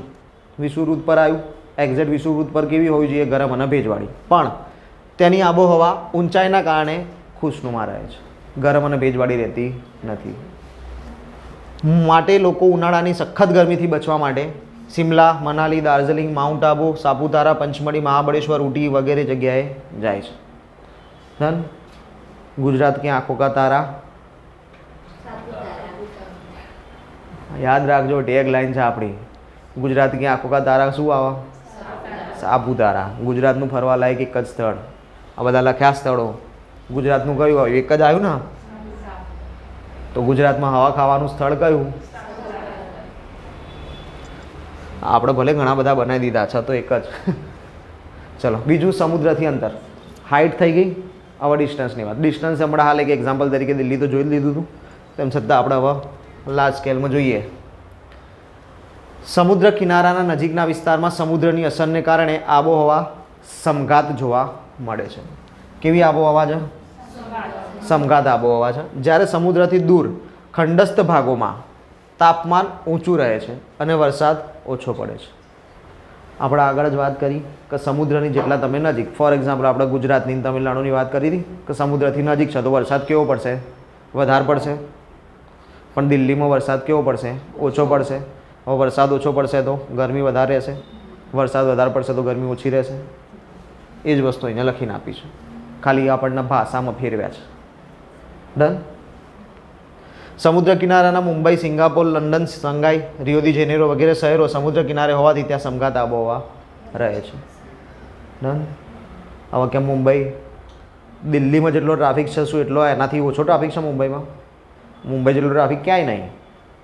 તો મુંબઈમાં ટ્રાફિક વધારે છે, વાહનો વધારે છે, બધું વધારે છે, તો પોલ્યુશન તો મુંબઈમાં વધારે હોવું જોઈએ ને.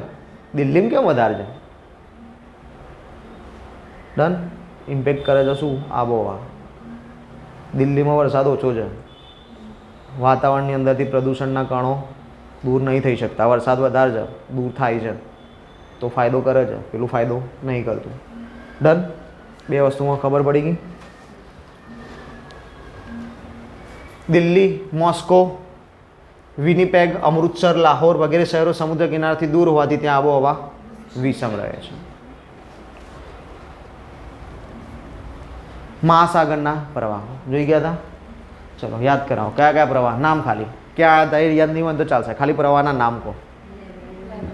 લાબ્રાડોરનો પ્રવાહ, ચલો પહેલું જ યાદ છે. પછી લાબ્રાડોરના પ્રવાહ જતાં પહેલાં નીચે કયો પ્રવાહ હતો? ગલ્ફ સ્ટ્રીમ, ચલો એ બી યાદ છે. પછી બસ સાહેબ બે યાદ છે, સ્ટાર્ટિંગના બે ચલાવ્યા હતા, આગળનું યાદ છે, પાછળનું ભૂલી ગયા.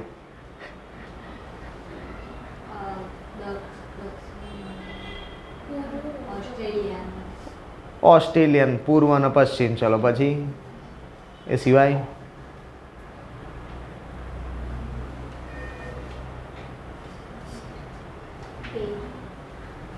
પેરુ. ચલો પછી બહુ બધા પ્રવાહ યાદ રખાવડાયા હતા મેં, બધાના નામ બી કીધા હતા, બધાની આકૃતિમાં માહિતી બી આપી હતી કઈ જગ્યાએ કયો પ્રવાહ છે. આપણે આ મેપમાં બતાવ્યું તું બી ખરાક જુઓ, એમાં લખેલા નહીં, ચિંતા ના કરો. એમાં ખાલી લોકેશન્સ બતાવ્યા હતા. ડન. તો વાંચો ઘેર જઈને, બરાબર? ભૂલી જશો નહીં તો પછી. ચલો કેનેડાના પૂર્વ કાંઠા પર લાબ્રાડોરનો ઠંડો પ્રવાહ, તેથી ત્યાં આબોહવા કેવી રહે? ઠંડી. શિયાળામાં બરફ જામી જશે. જ્યારે પશ્ચિમ યુરોપના ઉત્તરના ભાગ પાસેથી ઉત્તર એટલાન્ટિકનો ગરમ ગલ્ફ સ્ટ્રીમ પ્રવાહ વહે છે, કારણે ત્યાં શું થાય? આબોહવા હૂંફાળી રહે. 12 માસ કેવી આબોહવા મળશે? હૂંફાળી. હવે અક્ષાંશ બેના કેવા છે? સરખા. કેનેડાના જેટલા અક્ષાંશ કીધા એટલા જ આ યુરોપવાળા દેશના કન્ટ્રીઝના અક્ષાંશ છે. તો આપણે આગળ પહેલો સ્ટેપ જોયો તો અક્ષાંશ, તો અક્ષાંશ મુજબ તો બે કેવું હોવું જોઈતું હતું? સરખું. ફરક ક્યાં આવ્યો? બાજુમાંથી પસાર થતા સમુદ્રી પ્રવાહથી. એક જગ્યાએ ઠંડો પ્રવાહ પસાર થયો તો ઠંડુ બનાવ્યું, એક જગ્યાએ ગરમ પ્રવાહ પસાર થયો તો ગરમ બનાવ્યું. ડન. એટલે આમાં સમજાવવાની વસ્તુ એ જ છે કે એક એકલો પોઈન્ટ ઇમ્પેક્ટ નથી કરતું, બધું ભેગું થઈને ઇમ્પેક્ટફુલ થશે. કેનેડાનો પૂર્વ કિનારો અને પશ્ચિમ યુરોપનો ઉત્તર ભાગ લગભગ સરખા અક્ષાંશ પર છે, હાલ જ વાત કરી. બંને પ્રદેશમાં પાસે આવેલા ભિન્ન પ્રકારના મહાસાગર પ્રવાહના કારણે આબોહવામાં તફાવત જોવા મળે. જમીનના પ્રકાર. હવે જમીનના પ્રકાર પણ ઇમ્પેક્ટ કરશે. જેમ કે હમણાં જ જોયું ને, રેતી. રેતી જલ્દી ગરમ થાય, જલ્દી ઠંડી થાય. એની સામું સામાન્ય જમીન રેતીની કમ્પેરમાં તો જલ્દી નહીં જ થાય ને, એમાં વાર લાગશે. આબોહવાના નિર્માણમાં જમીન એક ગૌણ પરિબળ છે. કેવું છે? ગૌણ છે. ગૌણ પરિબળ કેમ કીધું? સીધી રીતે ઇમ્પેક્ટ નહીં આપતું, એ બીજી બધી વસ્તુને અસર કરીને જાય છે ને, એના કારણે પછી એ ક્રિએટ થાય છે. સીધું ઇમ્પેક્ટ નહીં કરે. રેતાળ જમીન જલ્દી ગરમ ને જલ્દી ઠંડી થઈ જાય. આવી જમીન રણ પ્રદેશોની વિષમ આબોહવાના નિર્માણમાં અમુક અંશે જવાબદાર ગણાય. ક્લિયર? રેતી જલ્દી ગરમ થાય, જલ્દી ઠંડી થાય. લાવાની કાળી કે કાંપની જમીન જલ્દી ગરમ થતી નથી, તેમજ જલ્દી ઠંડી પડતી નથી. અહીંયા આ સ્ટેટમેન્ટ યાદ રાખીને પેલા સ્ટેટમેન્ટમાં ભૂલ ના કરતા. પાણી ને જમીન બેની વાત હોય તો જમીન જલ્દી ગરમ થાય ને જલ્દી ઠંડી થાય, અને પાણી જલ્દી ગરમ ના થાય ને જલ્દી ઠંડુ ના થાય. એ સ્ટેટમેન્ટ જમીન અને પાણીને કમ્પેરિઝનમાં. અહીંયા આપણે જમીનની જ જમીન સાથે કમ્પેરિઝન કરીએ છીએ. એના માટે અહીંયા એવું લખ્યું છે કે જલ્દી ગરમ થતી નહીં, જલ્દી ઠંડી થતી નહીં. બરાબર? પછી આ સ્ટેટમેન્ટને યાદ રાખીને તમે પાણીવાળા સ્ટેટમેન્ટમાં ના લઈ જતા, નકર લોચા પડશે. કાળી જમીન અને કાપની જમીન બે માટે સેમ કોમન વસ્તુ આપી જાય. કાળી જમીન હશે તો બી આ જ વસ્તુ, ને કાપની જમીન હશે તો પણ આ જ વસ્તુ. બેમાં આ જ રૂલ લાગુ પડશે. આની અસર પણ આબોહવા પર અમુક અંશે થાય છે. સામાન્ય અસર છે, ગૌણ પરિબળ છે. ચલો નેક્સ્ટ પરિબળ જોઈએ, જંગલનું પ્રમાણ. સૌથી વધુ જંગલો વિશ્વમાં? એમેઝોન દેશ, બ્રાઝિલ દેશની વાત કરી, બ્રાઝિલ. ખંડ કયો? દક્ષિણ અમેરિકા. ગોળાર્ધ કયું? દક્ષિણ ગોળાર્ધ. વિશાળ પ્રમાણમાં આવેલ જંગલોના પ્રદેશમાં વરસાદનું પ્રમાણ વધુ. એમેઝોનના જંગલો મેક્સિમમ વરસાદ. તાપમાન સરેરાશ કરતાં નીચું, એવરેજ ટેમ્પરેચર કરતાં નીચું ટેમ્પરેચર. રણ પ્રદેશ કે વનસ્પતિ વગરની ખુલ્લી જમીન, સપાટીવાળા પ્રદેશનું તાપમાન ઊંચું, વરસાદ નહીવત. રણ પ્રદેશમાં આપણે જોયું વરસાદ નહીં પડતો ને ટેમ્પરેચર હાઈ રહી છે. પૂર્વ ભારતમાં આવેલા વિશાળ જંગલ પ્રદેશોને કારણે વરસાદ વધુ પડે છે. ઉત્તર પૂર્વની અંદર વરસાદ કેવો છે? મેક્સિમમ. સૌથી વધુ ક્યાં પડે? આપણે જોઈ ગયા ને 400 સેન્ટીમીટર. ક્યાં હતો? મેઘાલય. કઈ 3 પર્વતમાળા હતી? ગારો, ખાસી અને જૈંતિયા. કચ્છ અને પશ્ચિમ રાજસ્થાનના સૂકા વેરાન પ્રદેશમાં તાપમાન ઊંચું, વરસાદ ખૂબ જ ઓછો. આમ અહીં વિષમ પ્રકારની આબોહવાનું નિર્માણ થાય. પવનો. પવનોની દિશા અને તેની ગતિની આબોહવા પર અસર થાય છે. જો તત્વોની અંદર આપણે બીજો પોઈન્ટ શું જોયો હતો? દબાણ અને પવન. તો એમાં શું જોયું હતું? એક જ વસ્તુ જોઈ હતી ખાલી, કે દબાણના આધારે પવનની નિર્માણ થાય છે.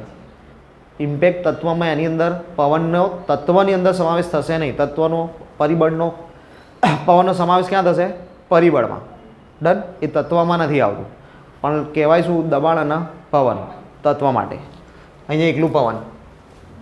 પવનોની દિશા અને તેની ગતિ આબોહવા પર અસર કરશે. ઠંડા પ્રદેશો પરથી આવતા પવનો જ્યારે ગરમ પ્રદેશ પર વાય છે ત્યારે ત્યાં તાપમાનમાં ઘટાડો કરે છે. ડન? કે હવે આપણે એવું કેવી રીતે નક્કી કરી શકીએ અગર ઠંડા તરફથી ગરમ તરફ જ વાયા છે? હમણાં કીધું ધ્રુવ તરફ કેવું હોય? હાઈ. ધ્રુવથી નીચે આવ્યા અક્ષાંશ ઋતુ તરફ 66.5 અક્ષાંશ પર આવ્યા તો લો હતું, એટલે ધ્રુવ પ્રદેશથી ત્યાં આવ્યું નીચે. ડન? વિષુવવૃત્ત ઉપર લો, વિષુવવૃત્ત પર લો હતું. કર્કવૃત્ત મકરવૃત્ત પર હાઈ, તો પવનો કર્કવૃત્ત મકરવૃત્ત પરથી વિષુવવૃત્ત તરફ. ડન? તો ઠંડાથી ગરમ થયું ને. હવે ઊંધું જોઈએ. ગરમ પ્રદેશો પરથી આવતા પવન ગરમ હોય છે, તે જ્યારે ઠંડા પ્રદેશો પર વાય છે ત્યારે ત્યાં તાપમાનમાં શું કરે છે? વધારો કરે છે. ડન? હવે કે પવન એક જ દિશામાં વાવા કરશે. આપણે જોયું ને હમણાં હાઈથી લો, પણ હાઈ માટે પવન તો જોઈએ ને. ત્યાં પવન હશે તો આ બાજુ આવશે ને. એટલે શું હોય? અલ્ટિમેટલી સર્ક્યુલર મોશન હોય, સાયકલ ચાલતી રહે. સમુદ્ર તરફથી વાતા ગરમ અને ભેજવાળા પવનો વરસાદ આપે છે, અને જમીન વિસ્તાર પરથી વાતા સૂકા પવનો વરસાદ આપતા નથી.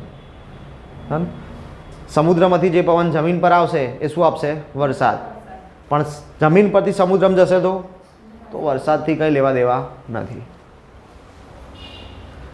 પર્વતમાળાની દિશા અને એનો ઢોળાવ. પર્વત પર સૂર્યઘાતનું પ્રમાણ કેટલાક સમય પૂરતું રહે છે અને તેના ઢોળાવની દિશા કઈ છે તે મુજબ તાપમાન અને વરસાદ નક્કી થાય છે. સામાન્ય રીતે પૂર્વ દિશા કરતાં પશ્ચિમ દિશાના પહાડી ઢોળાવ પર સૂર્યઘાતનું પ્રમાણ વધુ સમય રહે છે. કઈ જગ્યાએ સૂર્યઘાત વધારે મળે? પશ્ચિમમાં. ડન. પશ્ચિમ બાજુએ સૂર્યઘાત કેવો મળશે? વધારે મળશે. આથી પશ્ચિમ દિશાના ઢોળાવ પર તાપમાન કેવું રહે? ઊંચું રહે. હવે અહીંયા આપણા ફોર એક્ઝામ્પલ આ એક પર્વત છે. ડન. તો આ પૂર્વ થયું, આ પશ્ચિમ થયું. ડન. તો તાપમાન ક્યાં વધારે આવશે? પશ્ચિમ તરફ. ક્લિયર છે? હિમાલયનો દક્ષિણ તરફનો ઢોળાવ ઉત્તરના ઠંડા પવનોની અસરથી દૂર રહે છે. હિમાલય કેવી રીતે જવા? તો કે હિમાલયના આપણે આમ દોરીએ તો કે આ બાજુ ઉત્તર છે ને આ બાજુ દક્ષિણ છે, મતલબ કે આ રીતે વચ્ચે છે. એમ ઢોળાવ આમ છે, નાકા આમ છે, બરાબર. હિમાલયનો ઢોળાવ કેવી રીતે છે? આ બાજુ. ઇટ મીન્સ કે પાછળ ઉત્તર, આ બાજુ દક્ષિણ. આપણે ક્યાં જઈએ? દક્ષિણમાં. ચીન ક્યાં છે? ઉત્તરમાં. તો ઉત્તરના ઠંડા પવનોથી ભારતનું શું થાય છે? રક્ષણ. હા, એટલે તાપમાનની વસ્તુ કરીએ તો દક્ષિણનું તાપમાન કેવું રહે? ઊંચું રહે. તાપમાન એટલું નીચું નથી જેટલું ઉત્તરના ઢોળાવનું હોય. ડન. મીન્સ કે ચીનનું તાપમાન હોય એના કરતાં ભારતનું તાપમાન હાઈ હોય. સમુદ્ર પરથી વાતા ભેજવાળા પવનોના માર્ગમાં પર્વતમાળા આડી આવેલી હોય તો તે પવનો તેની સાથે અથડાઈને ઊંચે ચડે છે અને પવનાભિમુખ ઢોળાવ પર વધુ વરસાદ આપે છે. ચલો હવે આ સ્ટેટમેન્ટ આટલું સમજીએ ખાલી. પવનાભિમુખ બે વસ્તુ પહેલાં જોઈએ. પવનાભિમુખ અને પવનાવિમુખ બે વસ્તુ શું કહેવાય? આ પર્વત છે. ડન. તો પવન આ રીતે વાય છે. આપણે હાલ ડાયરેક્શન ફિક્સ કરીએ. આ ડાયરેક્શનમાં પવન વાય છે તો શું કહેવાય? તો આ પવનાભિમુખ અને આ વિમુખ. ડન. પવન જો આમ વાય છે તો આ ભિમુખ અને આ વિમુખ. ઊંધો વાસે તો ચેન્જ થઈ જશે. પવન આમ વાસે તો આ વિમુખ થઈ જશે અને આ ભિમુખ થઈ જશે. ડન. હા શું? હા સોરી, અહીંયા વિમુખ નહીં, આ ભિમુખ આવો. ઓકે. હા ભાઈ, આવું ધ્યાન અપાવજો કેમ કે મારા માઇન્ડમાં તો સાચું જશે, અહીંયા ખોટું લખાશે, તમે ખોટું છાપશો. હા, આ શું થાય? ભિમુખ અને આ વિમુખ. ડન. મતલબ પવન જે દિશામાં જાય એ દિશા કેવી હશે? ભિમુખ. અપોઝિટ ડાયરેક્શન વિમુખ. તો હવે કે વરસાદ ક્યાં વધારે પડે? તો ક્યાં જ્યાંથી પવનો વાતા હોય ને ત્યાં. ફોર એક્ઝામ્પલ પવન આમ વાય છે તો વરસાદ અહીંયા જ વધારે પડશે. કારણ શું? વાદળ હશે. વાદળ જેમ જેમ ઉપર જશે એમ એમ શું થશે? ઠરતો જશે. જેટલું વધારે ઠરશે એટલું વધારે વરસાદ આપશે. તો અહીંયા છેક ઉપર ચડતા ચડતા બધો વરસાદ મોટા ભાગે અહીંયા આપી દીધો હશે. અને પછી શું થશે? અહીંયાથી તો નીચે ઉતરવાનું ચાલુ થશે. એટલે પાછું ઘનીભવનનું પ્રમાણ વધતું જશે. એટલે પાછો વરસાદ બંધ થઈને વાદળો બંધ થતા જશે. ડન. એટલે અહીંયા વરસાદ ઓછો. એવું નહીં કે ના પડે, પણ કેવો પડે? ઓછો પડે. અને અહીંયા વરસાદ કેવો પડે? વધારે. ડન. ચલો જોડે જોડે આમાં એક પોઈન્ટ બીજો જોઈ લઈએ. મોટા ભાગે તમે અમુક જગ્યાએ સાંભળતા હશો કે વાદળ ફાટ્યું. તો વાદળ ફાટવાની ઘટનાઓ ક્યાં થાય? આ કન્ડિશનમાં જ થાય. અહીંયા વાદળ ક્યારેય ના ફાટે. ડન. વાદળ ક્યાં ફાટે? પવન ભિમુખ. બરાબર, યાદ રહેશે. ચલો, પવનો પર્વતમાળા ઓળંગીને પવન વિમુખ બાજુએ જાય છે ત્યારે તેમાં ભેજ ઓછો થઈ ગયો હોવાથી ઓછો વરસાદ આપે છે. જોઈ લીધું આખે આખું સમજાઈ ગયું કમ્પ્લીટલી. વિમુખ અને ભિમુખમાં તકલીફ ના આપતા. બરાબર, ભિમુખ અને વિમુખ યાદ રાખજો ખાલી. એવું હોય તો શું? વિરોધી. વિમુખ એટલે વિરોધી. ચલો હવે નેક્સ્ટ પોઈન્ટ. બધા પોઈન્ટો પૂરા થઈ ગયા. પરિબળો પૂરા. ડન. કયા કયા પરિબળો આવ્યા? પહેલું પરિબળ કયું હતું? અક્ષાંશ. પછી બીજું કયું જોયું? ચલો સિક્વન્સ છોડ દો, બોલતા જાઓ ખાલી. ચલો, એક અક્ષાંશ હતું, બીજું કયું હતું? પવન. ચલો પછી સમુદ્રથી ઊંચાઈ. સમુદ્રથી અંતર, ભેજ અને વરસાદ પેલામાં હતું તત્વમાં. ડન. હા, શું કહેતા હતા તમે કંઈક? હા, મહાસાગરના પ્રવાહો. ચલો બીજું, જમીન, જંગલ, પરિબળોની જ વાત ચાલે છે. ડન. તો પવન, મહાસાગર પ્રવાહ, જમીન, જંગલ, સમુદ્રથી અંતર, સમુદ્રથી ઊંચાઈ, આ બધું જ, પર્વતો, હાલ છેલ્લે જોયું. તો આ બધી જ વસ્તુ શેમાં આવે? પરિબળોમાં આવે. ડન. તત્વોમાં 3 જ વસ્તુ જોઈ હતી. કઈ કઈ? સૂર્યઘાત, દબાણ અને છેલ્લું ભેજ અને વરસાદ. ડન. ચલો હવે જોઈએ આપણે જે આપણે કરી રહ્યા છીએ, બરાબર. ગ્લોબલ વોર્મિંગ, વૈશ્વિક તાપ વૃદ્ધિ. પૃથ્વીની આસપાસ શું આવેલું છે? આ વાતાવરણમાં છેલ્લા ઘણા વર્ષોથી તાપમાનમાં શું થઈ રહ્યો છે? વધારો. વૈશ્વિક તાપમાન વધવાની આ ક્રિયાને શું કહેવાય? વાતાવરણનું ટેમ્પરેચર વધતું જાય તો એને કહેવાય ગ્લોબલ વોર્મિંગ. સૂર્યના કિરણો વાતાવરણમાંથી પસાર કેમ થાય છે એની વાત કરીએ છીએ કે સૂર્યના કિરણો વાતાવરણમાંથી પસાર થઈ સીધા પૃથ્વી સપાટી પર પહોંચે છે અને સૌપ્રથમ પૃથ્વીની સપાટીને ગરમ કરે છે. પહેલાં શું ગરમ થયું? પૃથ્વીની સપાટી, જમીન અથવા તો પાણી જ્યાં હશે ત્યાં. પછી વાતાવરણ ધીમે ધીમે ગરમ થાય છે. સૂર્યના કિરણોથી વાતાવરણે એબ્ઝોર્પ્શન્સ તો કર્યું પણ એટલું બધું શોષી શકતું નથી. સપાટી વધારે શોષી લે છે. રિફ્લેક્શન થયા પછી બી વાતાવરણ એટલું શોષતું નથી. પણ પછી કેવું થાય? જમીન કે પાણી, ફોર એક્ઝામ્પલ કોઈ બી સપાટી હતી ગરમ થઈ તો શું થશે? એની આસપાસની વસ્તુ ગરમ થશે. ડન. એની આસપાસનું એટમોસ્ફિયર ગરમ કરશે ને, એ વસ્તુ છે. આપણે તાપણું કરીએ છીએ શિયાળાની અંદર તો આગમાં જ નાખીએ ના, દૂર રાખીએ ને હાથ તો એ શેક લાગે ને. તો એ શું છે? આસપાસની એટમોસ્ફિયરને શું કરે છે? ગરમ. સેમ વસ્તુ આમાં જો એસી શું કરે છે? ટેમ્પરેચરને ઠંડુ. ટેમ્પરેચર ચેન્જ થાય છે. અહીંયા શું થયું? ગરમ ટેમ્પરેચર. આપણે ગરમીની વાત કરતા હતા એટલા માટે. આ તમને એક આકૃતિમાં સામાન્ય વસ્તુ સમજાઈ છે. આ જ વસ્તુ ઇઝીલી સમજાઈ છે કે ભાઈ આ સૂર્યના કિરણો આવ્યા, પૃથ્વીની સપાટી ઉપર ગરમી મેળવી અને એ જ ગરમીથી આ પાછળ વાતાવરણમાં ગરમ થયું. ડન. આગળ આનાથી સારું સમજીશું. સૂર્યના કિરણો પૃથ્વી સપાટી પરથી પરાવર્તન પામી વાતાવરણમાંથી પસાર થાય છે. અથડાઈને પાછા વાતાવરણમાં જવાના. ત્યારે વાતાવરણમાં રહેલા કાર્બન ડાયોક્સાઇડ વાયુ લાંબી તરંગ લંબાઈ ધરાવતા, કોને રોકે છે એ ખાસ ધ્યાન રાખજો, લાંબી તરંગ લંબાઈ ધરાવતા ઇન્ફ્રારેડ કિરણોને શોષે છે. ઓઝોન વાયુ કોને રોકતું હતું? અલ્ટ્રાવાયોલેટ, પારજાંબલી. આ છે ઇન્ફ્રારેડ. એનો ઓઝોન સાથે નિસ્બત નથી. એ પૃથ્વીની સપાટીમાં આવશે જ. પણ આ રહેવા જોઈએ નહીં. કેમ? કેમ કે આ ગરમ હોય, આ ગરમી વધારે આપે તો એનું શોષણ કોણ કરે? CO2, carbon dioxide. પૃથ્વી તરફ પુનઃ પરાવર્તિત કરે. મતલબ શું? એક્ઝામ્પલ તરીકે સમજો તો આ પૃથ્વીની સપાટી, માનો કે આ વાતાવરણની સીમા, આ વાતાવરણની સીમામાં પૂરું થઈ ગયું, બરાબર. તો શું થશે કે સૂર્યનું કિરણ આવ્યું, સપાટીને અથડાયું, રિફ્લેક્ટ થઈને પાછું ગયું.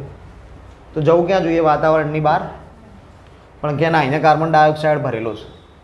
એ શું કરે છે? એને કે તું ના, તું પાછું જા, બહાર નહીં જવાનું. ડન. એટલે શું થયું? એકનું એક કિરણ પાછું આવ્યું. એની અલ્ટિમેટલી શું થશે?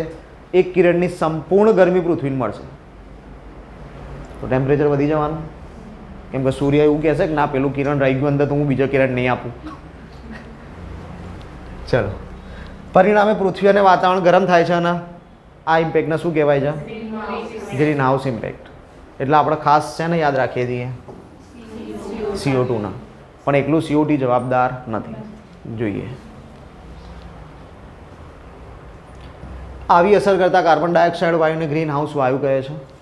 આ ઉપરાંત methane, CH4, nitrous oxide, N2O, chlorofluorocarbon, CFC વગેરે અન્ય ગ્રીન હાઉસ વાયુઓ છે. ડન. ગ્રીન હાઉસ વાયુઓ કયા કયા? Carbon dioxide, nitrous oxide, methane, CFC, chlorofluorocarbon.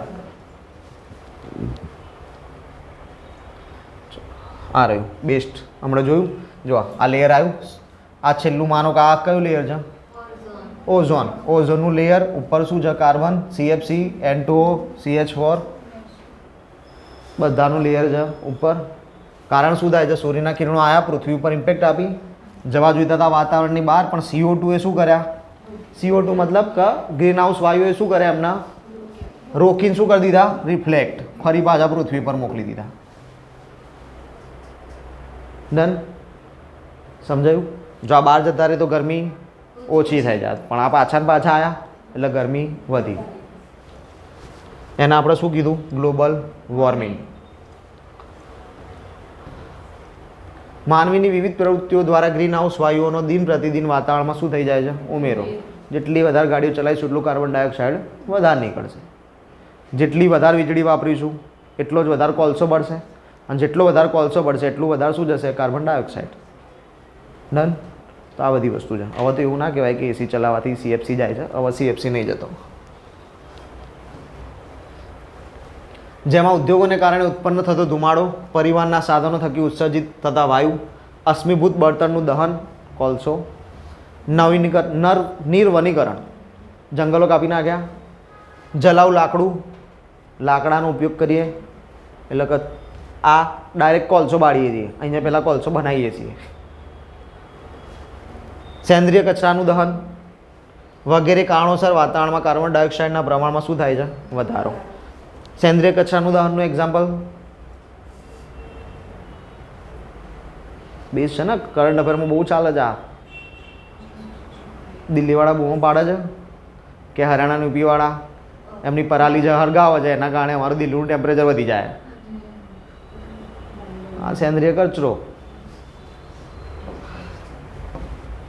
આ ઉપરાંત માનવીની કેટલીક પ્રવૃત્તિઓને કારણે વાતાવરણમાં મિથેન, નાઇટ્રસ ઓક્સાઇડ, ક્લોરોફ્લોરોકાર્બન વગેરે ગ્રીન હાઉસ વાયુનું પ્રમાણ પણ વધે છે, અને છેલ્લે શું થાય છે? વૈશ્વિક તાપ વૃદ્ધિ.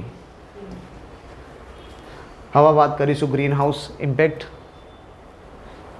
તો કે હવે કહો, ગ્લોબલ વોર્મિંગના ગ્રીન હાઉસ ઇમ્પેક્ટ બે જુદું જુદું કે એક જ?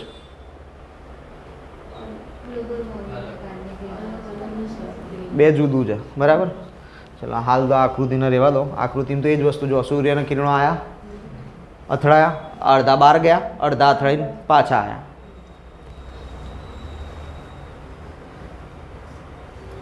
કયા કયા પગલાં લેવા જોઈએ? તો પહેલાં તો કોલસો બંધ કરો. કોલસો બંધ થાય તો લાઇટ જતી રહે, તો કે સોલાર પેનલ નખાવો. ડન? પછી પાછા આપણા જેવા જઈને કહે છે સાહેબ ચોમાસામાં કરવાનું. હા રહેવાનું. ચલો, શક્તિના સ્ત્રોત તરીકે કુદરતી વાયુનો વૈકલ્પિક ઉપયોગ એટલે કે પવન ઉર્જા, સૌર ઉર્જા, ભૂતાપીય ઉર્જા, બધી ઉર્જા વાપરો. સૌર શક્તિ, પવન શક્તિ, ભરતી શક્તિ વગેરેનો ઉપયોગ કરવો. આપણે એવું કરી શકીએ કે સોલાર પેનલની જોડે જોડે પવન ચક્કી નાખી શકીએ. નખાય? ના નખાય. પવન ચક્કી કેટલી સ્પીડ હોય તો ચાલે? 10 કિલોમીટર પ્રતિ કલાકની ઝડપ હોય ને પવનની, તો તમને પવન ચક્કી કામ લાગે. એના વગર પવન ચક્કીનું કંઈ કામ નથી. ડન? એટલે આપણે અહીંયા 10 કિલોમીટર પ્રતિ કલાકની ઝડપે પવન ફૂંકાય છે, તો આપણે પવન ચક્કી લગાવી શકવાના નથી. વનીકરણ પ્રવૃત્તિને પ્રોત્સાહન આપવું, બને એટલા બધા જંગલો વાવવાના. ડન? ચલો, અમદાવાદમાં રહીએ. બોલો અમદાવાદનો ટાર્ગેટ બોલો. વૃક્ષો વાવવા માટે શું ટાર્ગેટ નક્કી કર્યો અમદાવાદે? લાસ્ટ યરનો ટાર્ગેટ શું હતો?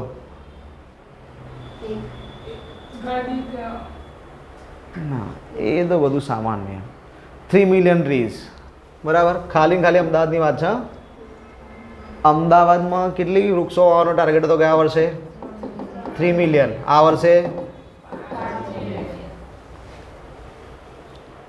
5 મિલિયન કરવાનું છે. 3 મિલિયન થયું હતું, 5 મિલિયન કરી નાખવાનું છે. 2 મિલિયન જીવ આવશે. ડન? ઘેર ઘેર કહે છે કે આઈને લઈ જાઓ છોડવા મફતમાં. ઘેર જઈને વાવો, જતન કરો, વૃક્ષો ઉગાડો. ડન? જ્યાં જગ્યા ખાલી દેખાય છે ત્યાં વૃક્ષો વાવવાનું ચાલુ. ડન? ગ્રીન હાઉસ વાયુઓ વાતાવરણમાં વધુ ઉત્સર્જન ન પામે તેવું યોગ્ય તકેદારી લેવી. એટલે કે આ બધા શેની વાત કરે છે? મિથેન, નાઇટ્રસ ઓક્સાઇડ એ બધાની વાત છે. મહાશાળા કક્ષાએ વિદ્યાર્થીઓને આ અંગે જાગૃત કરવા, તે માટે સુયોગ્ય વ્યવસ્થાપનની જોગવાઈ કરવી. ડન. જાગૃતિ કેળવવી જરૂરી છે. હવે અહીંયા માનો કે અહીંયા 5 મિનિટનો રસ્તો ના હોય ને આપણે વ્હીકલ લઈને આવીએ તો ખોટું કહેવાય. ચાલતા આવો ને શું ફરક પડે છે? અહીંયાથી 5 મિનિટનો રસ્તો નહીં, તમે બાઇકને કિક મારીને કે ચલો, શું કામ ભાઈ 5 મિનિટનો રસ્તો નહીં, તમે ચાલતા જઈ શકો છો તો ચાલતા જાઓ. આ એવી બધી વાતો કરવા માગે છે. ડન. બીજું કે ભાઈ તમે 4 જણા ક્લાસ પર જાઓ છો, 4 જણા આજુબાજુના ફ્લેટમાંથી જ જાઓ છો. એ સાહેબ અમારે 5 મિનિટનો નહીં, અમારે તો અડધો કલાકનો રસ્તો. 4 અલગ અલગ વાહન લઈને આવો. પણ 2 વ્હીલર્સ લાવો છો તો 2 જ વ્યક્તિ 2 વ્હીલર્સ લઈને આવો. ખાલી 2 2 વ્હીલર્સ પર 4 જણા આવી જ શકે ને, થઈ જાય. 4 2 વ્હીલર લાવવાની ક્યાં જરૂર છે? એટલે આવી બધી વાત અહીંયા કરવાની વાત કરી રહ્યા છીએ. ચલો નેક્સ્ટ, ક્લાઇમેટ ચેન્જ. શું છે ક્લાઇમેટ ચેન્જ? ગુજરાતી આબોહવા પરિવર્તન. આની પહેલાં શું જોયું? વૈશ્વિક તાપ વૃદ્ધિ, તાપમાનમાં વધારો. હવે શું જોઈએ છે? આબોહવા જ બદલાઈ રહી છે. આજના પેપરમાં ગઈકાલના પેપરમાં જોજો, બહુ સારા લેખ આપ્યા છે આના. પૃથ્વી સપાટી પર વાતાવરણની રચના અદ્ભુત રીતે થયેલી છે. વાતાવરણની આ રચના કદી સ્થિર નથી. મતલબ શું? કે હાલ બદલાઈ રહી છે તો નવું કંઈક થઈ રહ્યું છે? તો કે ના, આ તો પહેલેથી નક્કી જ છે કે થવાનું જ છે. પણ એમાં આપણે શું કર્યું? ફોર્સ ઇમ્પેક્ટ કાપ્યો. કે જે 100 વર્ષ પછી થવાનું હતું એના આપણે અત્યારે 100 વર્ષ પહેલાં લઈ આવ્યા. ફરક આટલો જ પડે. વૈજ્ઞાનિકોના અધ્યયન પ્રમાણે પ્રી કેમ્બ્રિયન યુગ 60 કરોડ વર્ષ પહેલાં પૃથ્વી સપાટીનો મોટો ભાગ બરફથી શું હતો? છવાયેલો હતો. એટલે મતલબ શું હતું? કે આખી પૃથ્વી બરફમાં ઢંકાયેલી હતી. આમ લાખો વર્ષના સમયગાળામાં આશરે 4 મોટા હિમયુગો પૃથ્વી ઉપર અનુભવાયા હતા. મતલબ શું થયું? કે પહેલાં હિમયુગ હતો, એના કારણે કાર્બન ડાયોક્સાઇડનું પ્રમાણ વધ્યું. કાર્બન ડાયોક્સાઇડ વધ્યું એટલે ગરમી વધી. ગરમી વધી એટલે શું થઈ ગયું? પાણી. પછી પાછું શું થયું? પાણી આવી ગયું એટલે કાર્બન ડાયોક્સાઇડ જતું રહ્યું. કાર્બન ડાયોક્સાઇડ જતું એટલે ફરી પાછો બરફ થઈ ગયો. એટલે આવું રૂટીન ચાલતું રહ્યું ધીમે ધીમે ધીમે ધીમે. અને પછી છેલ્લે આપણી પૃથ્વી રચાઈ. અમુક ભાગ જમીન બન્યો ને અમુક ભાગ પાણી રહી ગયો. હિમયુગોને બાદ કરતાં મોટા ભાગના સમય દરમિયાન આબોહવા ગરમ અને ભેજવાળી હતી. તે સમયે પૃથ્વી પરનું સરેરાશ તાપમાન આશરે કેટલું હતું? 22 સેન્ટીગ્રેડ. આથી ધ્રુવ પ્રદેશો બરફ વગરના હતા.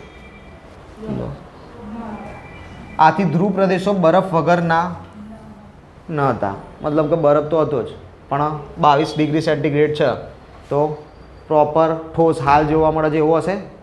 હાલ તો કેવું કટર લઈને કાપવા જાવ તો કપાતો નહીં. ડન. આજે પૃથ્વી પર સરેરાશ તાપમાન આશરે 14 ડિગ્રી સેન્ટીગ્રેડ. જે તે સમયે કેટલું હતું? હાલ કેટલું છે? 14.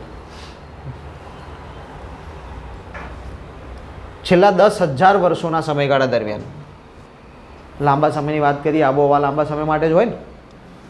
10,000 વર્ષોના સમયગાળા દરમિયાન આબોહવામાં ઘણા ફેરફાર થયા. આશરે 8,000 વર્ષ પૂર્વે પૃથ્વી પરની આબોહવા ગરમ અને ભેજવાળી હતી. કેટલા વર્ષો પહેલાં? 8,000 વર્ષો પહેલાં.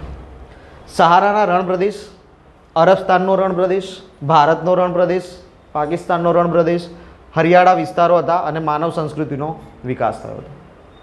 મતલબ એવું છે કે એવું કહેવા માગે છે કે 8,000 વર્ષ પહેલાં અહીંયા ક્યાંય રણ નહોતું. અહીંયા શું હતું? હરિયાળો પ્રદેશ હતો.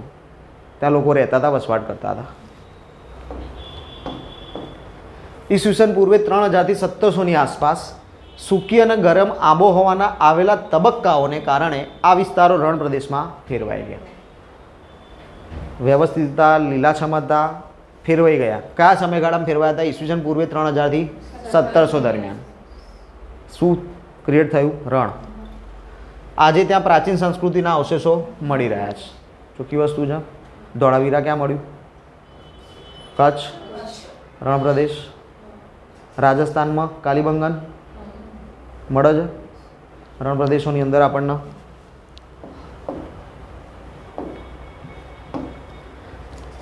1885 થી 1940 સુધીના સમયગાળામાં પૃથ્વી પરની ખાસ કરીને ઉત્તર ગોળાર્ધની આબોહવા ગરમ હતી. આબોહવા ગરમ હતી એટલે શું થતા હતા? દુકાળ પડતા હતા. તમે જો જૂના સાહિત્યકારોને વાંચો, દુકાળની પરિસ્થિતિઓનું વર્ણન કરેલું છે. માનવીની ભવાઈ. ડન. કોણ છે લેખક? પન્નાલાલ પટેલ. ડન. માનવીની ભવાઈમાં દુકાળનું વર્ણન કર્યું છે. આપણા માતા પિતાને કહે છે એમ પૂછજો તમે દુકાળ જોયો? નહીં જોયો હોય. દાદા દાદીને પૂછજો દુકાળ જોયો તો કે નહીં જોયો હોય. કારણ શું? 1940 પહેલાં બધું પતી ગયું છે, એના પછી દુકાળની પરિસ્થિતિ સર્જાઈ નથી, કેમ કે ત્યાં સુધી ગરમ ભાવ એટમોસ્ફિયર મળ્યું એટલે દુષ્કાળ પડ્યા. હવે શું થાય છે? અનાવૃષ્ટિ. હવે પૂર જોવો છે બધા, બરાબર. ચલો, પરંતુ 1940 પછી પૃથ્વી પરના સરેરાશ તાપમાનમાં શું થઈ ગયો? ઘટાડો. એવી આબોહવા વિજ્ઞાનીઓનું માનવું છે, અને સાચી હકીકત આ રીતે સાબિત બી થાય કે પહેલાં દુકાળ પડતા હતા, હવે નહીં પડતા. ગરમ નહીં, બદલાયું છે. સંયુક્ત રાજ્ય અમેરિકાના મોટા મેદાનના દક્ષિણ પશ્ચિમ ભાગ કે જે ધૂળના કટોરા તરીકે ઓળખાય છે, ત્યાં 1930ના દશકમાં ભયંકર દુષ્કાળ પડ્યો હતો. છેલ્લે ક્યારે પડ્યો હતો? ત્યારથી હજી સુધી ત્યાંય દુકાળ નહીં પડ્યો. ડન. આબોહવા વિજ્ઞાનીઓના અભ્યાસ પ્રમાણે 1850થી આજ દિન સુધી માનવીની વિવિધ પ્રવૃત્તિઓને કારણે ઉદ્યોગોમાંથી ઉત્પન્ન થતો ધુમાડો, પરિવહન સાધનોનું ઉત્સર્જિત વાયુ, નિર્વનીકરણ, શહેરીકરણ અને યુદ્ધો, આ બધાના કારણે શું થયું છે? તો કે વાતાવરણમાં કાર્બન ડાયોક્સાઇડ, મિથેન, ક્લોરોફ્લોરોકાર્બનના nitrous oxide, it means green house વાયુઓ. ગ્રીન હાઉસ વાયુઓનું પ્રમાણ શું થયું છે? વધ્યું છે.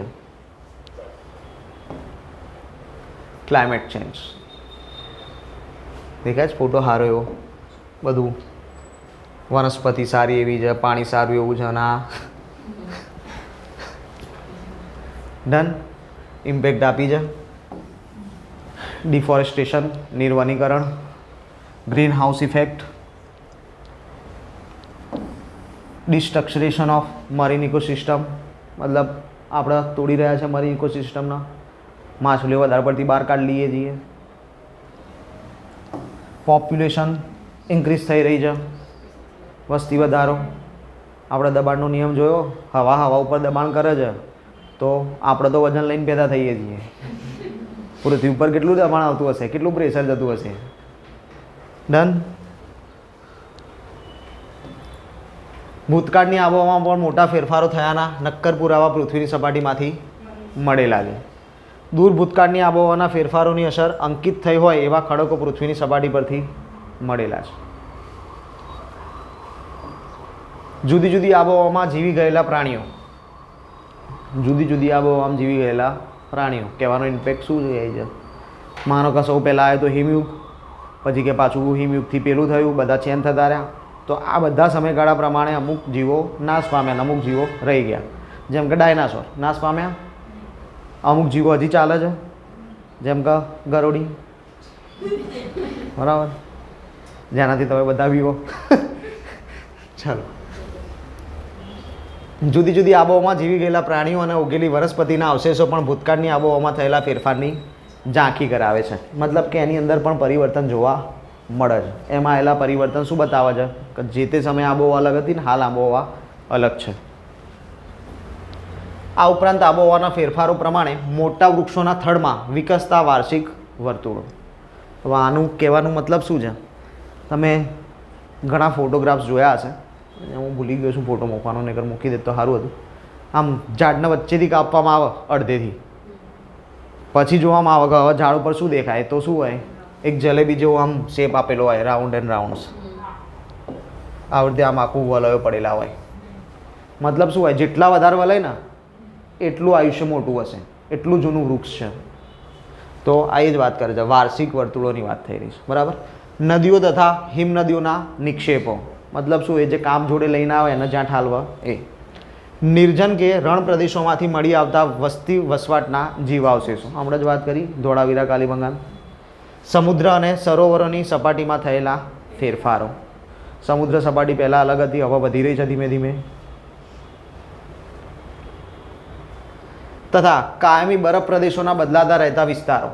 બરફ હવે અમુક જગ્યાએ પીગળી રહ્યો છે, આઇસલેન્ડ, ગ્રીનલેન્ડ, બરફ પીગળે છે. જમીન સપાટી પર અંકિત થયેલી અસરો. જમીનની સપાટી ઉપર અંકિત થતી અસરોમાં રણ પ્રદેશ નહોતો, રણ પ્રદેશ બની ગયો.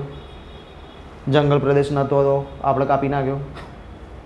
આપણે કાપીએ જ છીએ ને, જંગલ તો બિચારા હોય જ છે, આપણે જ કાપીએ છીએ. ભૂતકાળની આબોહવામાં થયેલા નોંધપાત્ર ફેરફારોનું સૂચન છે. આ બધા એક્ઝામ્પલ્સ થયા એમ. આ બધા શું હતા? એક્ઝામ્પલ્સ, કે ભાઈ વાતાવરણ આબોહવા બદલાય છે, એના ઉદાહરણ હતા. અનુભવાતા પરિણામો. કેવા પરિણામો જોવા મળે? વૈશ્વિક તાપમાનમાં વધારો થવાને પરિણામે હિમક્ષેત્રોની સીમા ઘટવા લાગી. મતલબ શું થયો? બરફ પીગળી રહ્યો. તેથી સમુદ્રની સપાટી ઊંચી આવી, બરફ પીગળ્યો, પાણી બન્યું તો શું થાય? પાણી સ્તર વધશે. પૃથ્વી સપાટીના કેટલાક પ્રદેશોમાં વરસાદની અનિયમિતતા અનુભવાય છે. ડન. આપણે અમદાવાદમાં જ જોઈ લો, બીજે ક્યાંય જવાની જરૂર નહીં. અનિયમિતતા જોઈ રહ્યા છીએ. જેમ કે કેટલાક પ્રદેશોમાં અતિવૃષ્ટિના કારણે પૂરની સ્થિતિ, તો કેટલાક પ્રદેશમાં અનાવૃષ્ટિના કારણે પાણીની તંગી. ચેન્નઈ કીધું, તમિલનાડુની અંદર વરસાદ સારો પડે તો પાણી તંગી છે. ક્યારેક કમોસમી વરસાદ પણ થાય છે. જોઈએ છે કમોસમી વરસાદ થાય એટલે પાક ખરાબ થઈ જાય, જતો રહે ખેડૂતોની મહેનત ઉપર પાણી. આબોહવામાં પરિવર્તનને કારણે પાકની વાવણી તેમજ લણણી પર વિપરીત અસરો થઈ છે. વાવણી અને લણણી પર ઇમ્પેક્ટ પડશે. પરિણામે ખેત ઉત્પાદન પર માઠી અસરો જોવા મળે છે. ખેત ઉત્પાદન પર એની કેવી અસરો થાય? માઠી. સિમ્પલ વસ્તુ છે, આપણે જ જોયું ને, કમોસમી વરસાદ પડ્યો તો શું થાય? પાકને નુકસાન થાય. અલગ ઇમ્પેક્ટ થઈ ગઈ. અહીંયા તમે આબોહવામાં ચેન્જીસ આપ્યા તો શું થશે? માનો કે વરસાદ વહેલા આવી ગયો તો પાકને ઉત્પન્ન થાય, કેમ કે વાવણી લણણીનો સમય એ પ્રમાણે સેટ કરેલો હતો. તો વરસાદ વહેલા થઈ ગયો તો પ્રોબ્લેમ થઈ, મોડો થશે તો બી પ્રોબ્લેમ થશે. એના ટાઈમ પર જ થવું જોઈએ એને. અને આબોહવા પરિવર્તનથી શું છે? સમયગાળો બદલાશે. જે તે પ્રદેશના સમગ્ર અર્થતંત્ર પર તેની પરોક્ષ અસર થાય છે. સિમ્પલ છે. પાક નહીં થાય. આપણું સર્ક્યુલર મોશન શેના આધારે ચાલે? કૃષિના આધારે. સૌથી વધુ રોજગારી ક્યાં મળે? કૃષિ ક્ષેત્રમાં. કૃષિ ક્ષેત્રમાં જ ઇમ્પેક્ટ આવશે તો બધામાં ઇમ્પેક્ટ આવશે. બધામાં ઇમ્પેક્ટ આવશે તો છેલ્લે ઇકોનોમી ઇમ્પેક્ટ થશે. કેમ? કેમ કે કૃષિ આખું સર્ક્યુલર મોશન છે. પાક ઉત્પન્ન થાય, પાકના ખેડૂત વેપારીને વેચે, વેપારી એના બજારમાં વેચે, બજારમાંથી અલગ અલગ નાના વેપારીઓ જોડે જાય, નાના વેપારીઓ દુકાનવાળાને વેચશે, દુકાનવાળા આપણને આપશે. લાંબી પ્રોસેસ થઈ આખી. ડન. તો બધાને રોજગાર મળ્યો વચ્ચે. વચ્ચે આખું ટ્રાન્સપોર્ટેશન થયું હશે, ટ્રાન્સપોર્ટેશન માધ્યમવાળાને રોજગાર મળ્યો હશે. કપાસ ઉત્પાદન કર્યું હશે, કપાસ લઈ ગયા હશે, એના કાત્યું હશે, સુતરાઉ કાપડ બનાવ્યું હશે, સુતરાઉ કાપડ બનાવીને એના પ્રિન્ટિંગમાં મોકલ્યું હશે, પ્રિન્ટિંગ થયું હશે, રંગામ થયું હશે, એના પછી એના કાપડવાળાને ત્યાં મોકલ્યું, એને કટિંગ કરીને કપડાં સીવ્યા, પછી આપણા જોડે આવ્યા. રોજગારીનું લાંબુ એક સર્ક્યુલર મોશન છે. પણ માનો કે ઇમ્પેક્ટ થઈ તો કપાસ ઓછું પેદા થઈ ગયું તો ઇમ્પેક્ટ પડશે ને રોજગારીની. માનો કે 10 ટ્રક જતી હતી, 5 ટ્રક ગઈ તો 5 જણા તો બેરોજગાર. તો અર્થતંત્ર ઇમ્પેક્ટ ભોગવશે. ઓઝોન વાયુનું પડ પાતળું થવાથી સૂર્યના અલ્ટ્રાવાયોલેટ કિરણોની માત્રા વધવાથી કેન્સર, ત્વચા રોગ, મોતિયા અને અન્ય રોગો પણ વધી રહ્યા છે. તો સિમ્પલ જ છે, ઓઝોનનું સ્તર ઘટશે તો પારજાંબલી કિરણો આવશે, અને પારજાંબલી કિરણો આવશે તો બધું જ થશે. બરાબર. તમારી ચામડી બળશે. સ્ટાર્ટિંગ ક્યાંથી થશે? ચામડી બળવાથી થશે. કેટલીક કુદરતી ઘટના જેવી કે પૂર, દુષ્કાળ, ચક્રવાત, ભૂસ્ખલન, હિમપ્રપાત, ગાઢ ધુમ્મસ, કરાવર્ષા વગેરેના અનિયમિતતા અને અતિશયતામાં પણ વધારો થશે. આ બધું વધવા મળશે. ડન. અમદાવાદમાં આપણે કરાવર્ષા પહેલાં જોતા જ નહોતા, હવે છેલ્લા લગભગ 3-1 વર્ષથી રેગ્યુલરલી 1-2 વખત કરાવર્ષા જોવા મળે છે. ચલો, આપણું હવામાન પૂરું. હવામાન ખાતાનો આજનો લેક્ચર પૂરો. બરાબર. હવે નેક્સ્ટ તાપમાન. બરાબર. આના પછી આપણે શેના ઉપર જશું? તાપમાન ઉપર. તાપમાનમાં ઓલમોસ્ટ બધા રૂલ્સ એન્ડ રેગ્યુલેશન્સ આ જ આવશે કે જે આજે જોયા, જે 2-3 લેક્ચરથી જોતા આવીએ છીએ કે ભાઈ ગરમી મળશે તો વાતાવરણની ઘનતા ઘટશે, સમુદ્રની ઘનતા ઘટશે, હવા પાતળી થશે, સમુદ્રનું પાણી ખારાશ ઘટાડશે. આ બધી જે વસ્તુઓ છે તો આ બધી જ વસ્તુઓ કમ્બાઈન જ છે. જો તમે એ રૂલ્સ યાદ રાખી લેશો ને તો ભૌતિક ભૂગોળના બાકી બધા સબ્જેક્ટ્સ, મતલબ ટોપિક્સ, સબ્જેક્ટ્સ તો પોતે જ છે પણ ટોપિક્સ ઇઝી થઈ જશે. તો આ યાદ રાખજો ખાસ. ડન. 2-3 વખત આટલે સુધી કમ્પ્લીટ વાંચી લેજો હવામાન સુધી, તો આગળના બધા ટોપિક્સ ઇઝીલી ફટાફટ પૂરા થતા જશે. તો મારે શું પછી એની જ વસ્તુ એકની એક જ વસ્તુ આવે મારે ફરી સમજાવવાનું ના થાય. ડન? શ્યોર? ચલો આટલે રાખીએ. કંઈ ક્વેશ્ચન આજના લેક્ચરમાં? કંઈ ના સમજાયું હોય, કોઈ શબ્દ ના સમજાયો હોય? કશું જ નહીં.